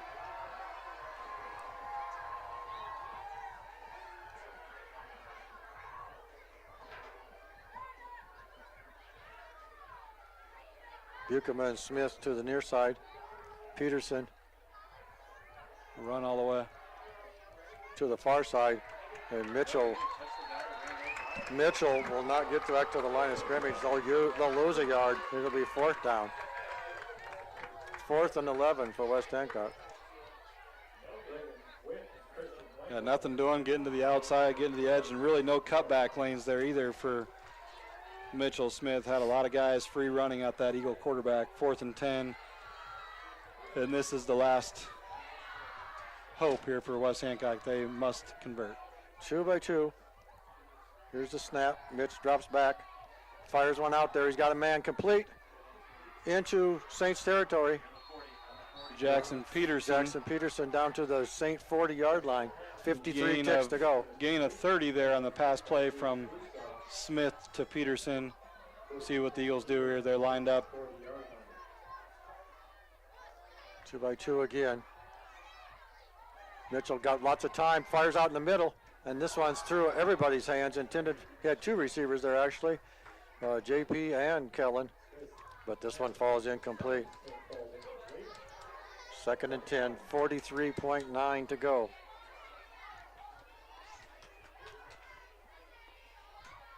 Again, a lot of big games in Class A. The other ranked matchup, Madrid at Mount Air. Madrid was leading that one 14-7 at the half. We'll try to get you some more scores in the post-game show, but if we don't, make sure you listen to the Radio Iowa scoreboard show coming on at 10 o'clock.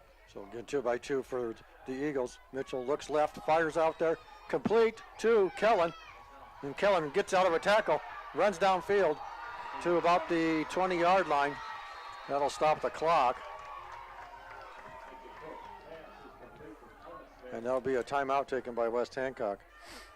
We'll keep it right here for this one. 35 ticks to go. And the Eagles trying to at least close the gap a little bit here. And really the story of this game, Kevin, was, I would say, 3 things. Defensive line play by the Saints, penalties against the Eagles, and then the time of possession battle that the Saints won. They dominated the time of possession battle, and that shows in the total plays run going into this drive. It was, what did we say, 67-24. After that last, basically, game-winning drive by the Saints, that was the total plays from scrimmage run between these 2 teams. And anytime you're down 3-1 in that category, you're going to have a tough time winning. So the Eagles will come out again 2 by 2 with Creighton Kelly in the backfield. Mitchell looks left, fires, and then this one's batted away. Kellen Smith was the intended receiver in the near end zone here. Kevin, I couldn't sure see you probably couldn't see it with our angle, but had Kellen and JP running vertical routes. I believe it was those 2 right there. Ball falls incomplete. Eagles will have North Union next week for homecoming back at Bob Sanger Field after 2 weeks on the road. 2 by 2. Creighton Kelly flanking Mitchell on the right. Mitchell looks left. Now he just pulls it down and runs. Takes off, spins out of a tackle. and takes it down to about the 13-yard line. Yeah, not going to pick up a first down, so the clock's going to move. Gain of 7 for that Eagle quarterback. 17 ticks to go.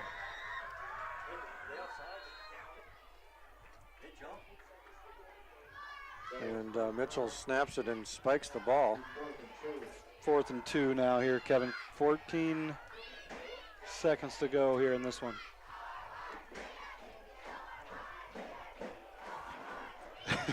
Trying to sneak in there so I can see. I'm just glad we don't have the lights on so people can't see what it looks like in here.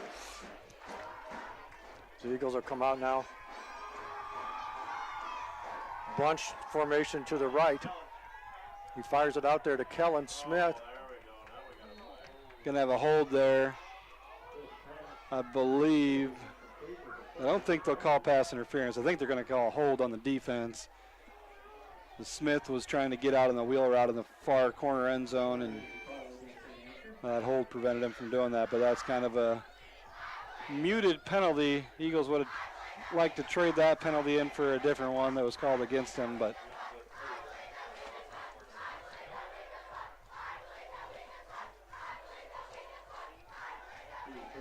so the Eagles will come out, 1st and goal, 7.6 to play, 2-by-2. Here's the snap. Mitchell looks left, fires over there, and it's complete to Bukema. Zach Bukema with the touchdown from 6 yards out. Bukema gets on the scoreboard for the Eagles. 6-yard pass play. Mitchell Smith to the junior tight end, Zach Bukema. Eagles trail 24-13 here, pending the extra point, but just 3.6 seconds to go here in this one. Looks like the top-ranked Eagles are going to fall to the Saints of St. Ansgar, who came in ranked number 5 here in week 3.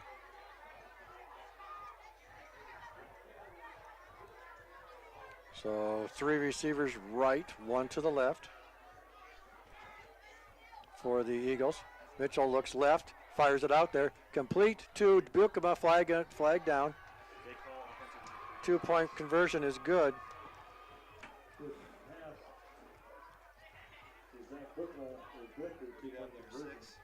Uh-huh.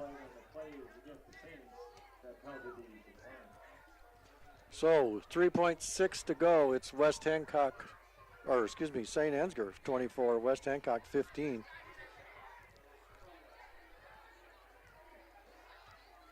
West Hancock will kick this one, or do the onside kick, we assume, and try to get the ball back, but very little time to work with. There's going to be no time even if they get it back if you convert the onside kick, but it's one of those things you get to work on it, get a live rep here in a real game. And again, we'll have the post-game show brought to you by who?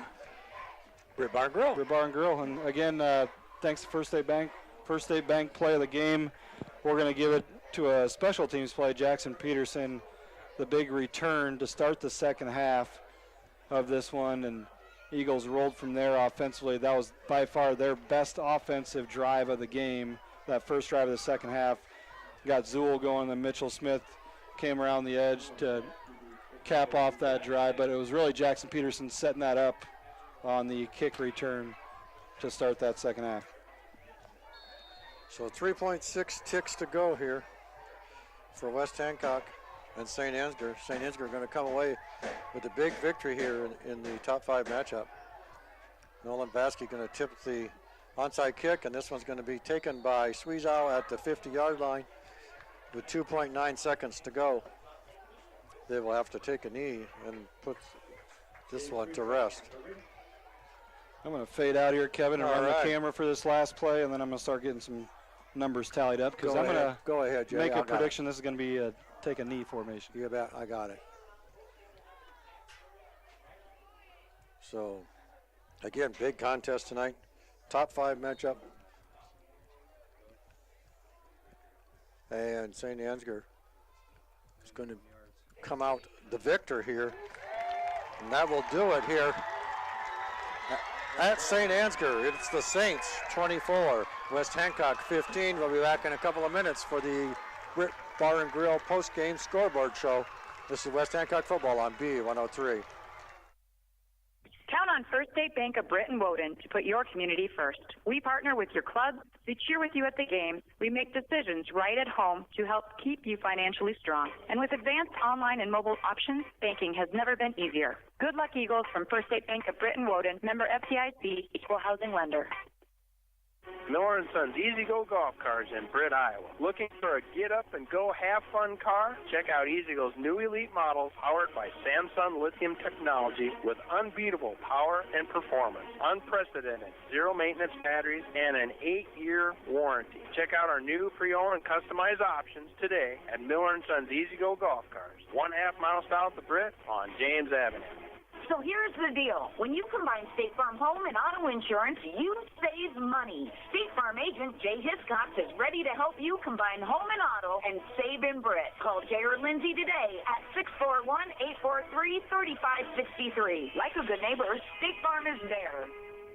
K.C. Nielsen Limited, your local John Deere implement in Kanawha, Buffalo Center, Titonka, and Algona. They carry a large selection of new and pre-owned inventory for your farming operation. When it comes to inspecting your John Deere equipment and providing you precision ag support, K.C. Nielsen has the total package to get the job done right. Visit kcnielsen.com and follow them on YouTube.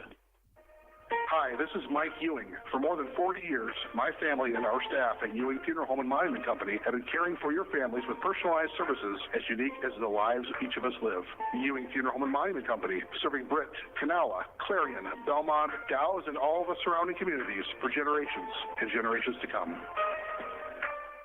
Hi, I'm Brent McNeese. McNeese Tire and Automotive in Britt. Big or small jobs, we do it all. Tires, oil changes, and other vehicle maintenance, inspections, brakes, even transmission and engine work. And with 24-hour roadside service calls, count on our McNeese Tire family to be there for your child when it matters most. McNeese Tire, 1.5 miles west of Britt on Highway 18. Call 843-3536 or visit us on Facebook. The Britt Barn Grill. Get daily lunch specials, hot wings, burgers, roasted chicken, even a ribeye. Or to book a party at Main Avenue Event Center, call 641-843-4275. Weddings, reunions, birthday parties, or any private party. Don't miss all the action at the Britt Barn Grill or Main Avenue Event Center, downtown Britt.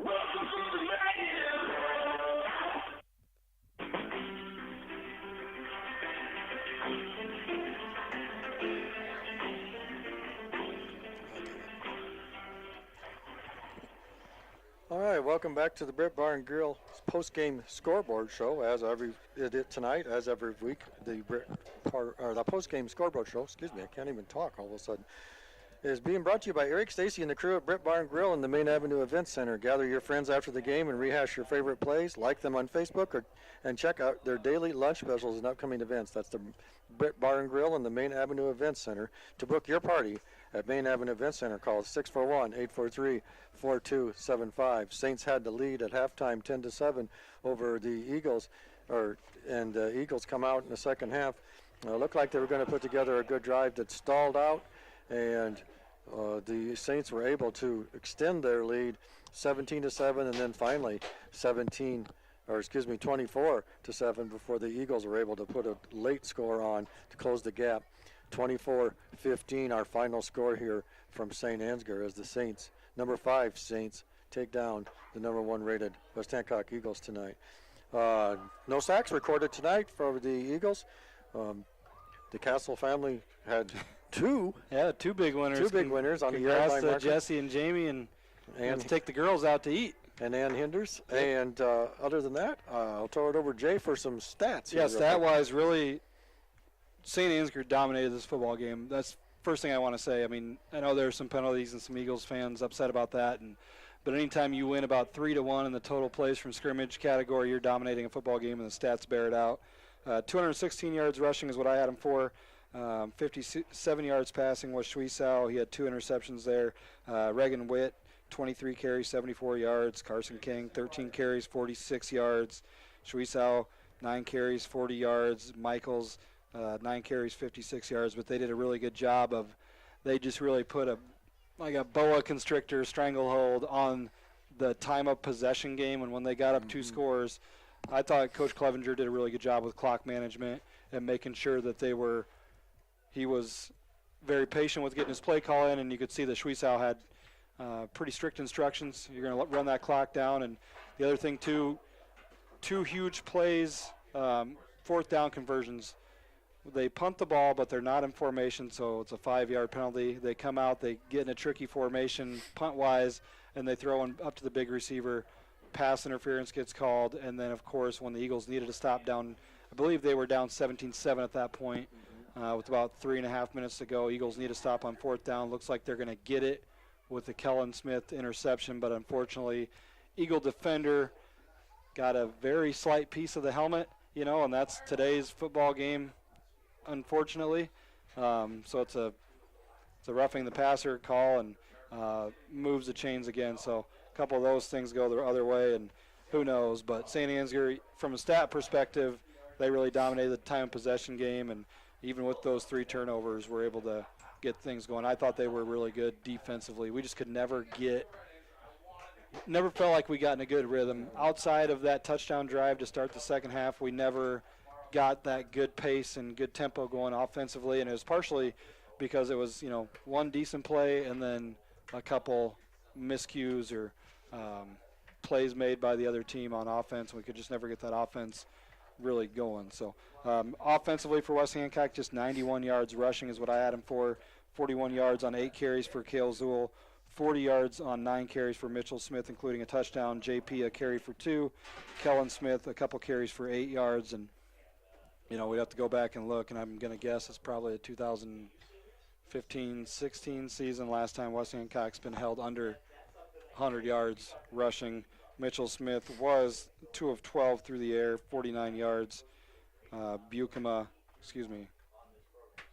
3 of 12 through the air. Bukema came up with the reception. Jackson Peterson and Kellen Smith is Alex Dewar dropping all the expensive equipment over here, but that's all right. So, one thing we'll say, Kevin, we kind of alluded to it towards the end of the game. If you're West Hancock, yeah, it sucks. You're ranked number 1. You want to have a perfect season and all that. And you've got a big bullseye on your target. You know what? Maybe you take breathe a little bit now and move on and just get better. It's only week 3. Everything you want to accomplish this season is still in front of you. You want to be playing for a championship, and this team has still got a lot of really, really good football players and a terrific coaching staff. I have no doubt in my mind that they're going to continue to get better and learn from this one. Yes, sir. So we're going to come back here in just a moment on the Brick Bar and Grill post-game scoreboard show. We'll have our State Farm player of the game, and we will talk just briefly about that big football game tomorrow. Sounds good. All right. Once again, your final score here. West Hancock falls to the St. Ansgar Saints 24-15. This is West Hancock football on B103. Tap. Go. First Citizens Bank's contactless debit cards make purchases easy. Call us at 800-423-1602 or stop in to see us about getting one today. First Citizens Bank, member FDIC. Admit it, nothing says barbecue like Big Brad's. For 12 years, offering award-winning barbecue for vending, catering, parties, reunions, graduations, or any other event in your future. Book Big Brad's Barbecue today. Call 515-293-0791. And let's go Eagles.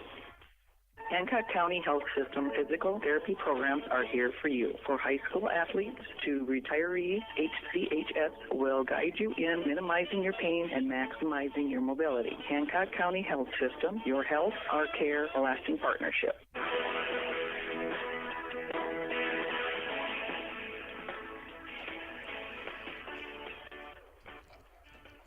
All right, welcome back to the post-game scoreboard show. Sponsored by the Britt Bar and Grill and the Main Avenue Event Center. Gather with friends after the game and rehash your favorite place. Like them on Facebook and check out the daily lunch specials and the upcoming events at the Main Avenue Event Center. To book your party, call 641-843-4275. And you got to know, what's the daily lunch special on Thursday?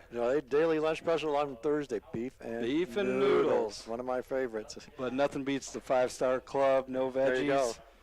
Hot sauce and hash browns. Thursday we have lunch, kind of rotate between some different businesses, but 5-Star Club is mine. You're beef and noodles sometimes. Sometimes you change it up and join me. So yeah, there you never go. You never know. I can always tell you what Jay's going to have if we're going to the BVG. Yeah, they know as soon as I walk in. 5-Star Club, hash browns, and hot sauce. Yep. Let's go State Farm players of the game. First, we're going to give it to Kellen Smith. defensively, and what's he got, 3 interceptions on the season now, 2 of them tonight, and good returns on both, really set up the Eagles in good plus territory to set up drives. Unfortunately, that was another story of the game. We forced 3 turnovers, 2 of them ended with us inside the 40-yard line and unable to come up with scores or even first downs on both those interceptions. But Kellen getting it done from his defensive back position. Then the other one I'm going to give it to is Zach Bukema. Comes up with a big touchdown at the end of the game. Also in the special teams game from his punting position, got off some really nice punts and flipped the field, which was important, especially early in the game. So Kellen Smith, the senior, and Zach Bukema, the junior, will be our State Farm players of the game. Of course, West Hancock will have homecoming next week against North Union, and a big game tomorrow down south. Who you got, Jay? I got the Hawks. Al, what do you think about 21-13 is what I'm going with the Hawks. I like the Hawks' experience going up, the defensive experience, that defensive line versus the young quarterback Rocco Becht, and I could make a joke about gambling, but I won't. But you never know in this game. Weird things happen. Last year was a weird game. You would have thought take the Hawks when they're leading and the Cyclones got to drive 99 yards, and both those teams couldn't do anything all game. And Deckers and Hutchison and company marched down the field and punch one in. But should be a big one. If you're going, get there early. There'll be a lot of traffic. You got LaDonald's going to be down there, and DeSantis and other Republican candidates acting like they're big fans of the Iowa State game, and they'll probably leave it at halftime. But so I'm going to go with 23-21 Hawks. 23-21 Hawks. Al, what do you got? And you got to give the Cyclones a little love here.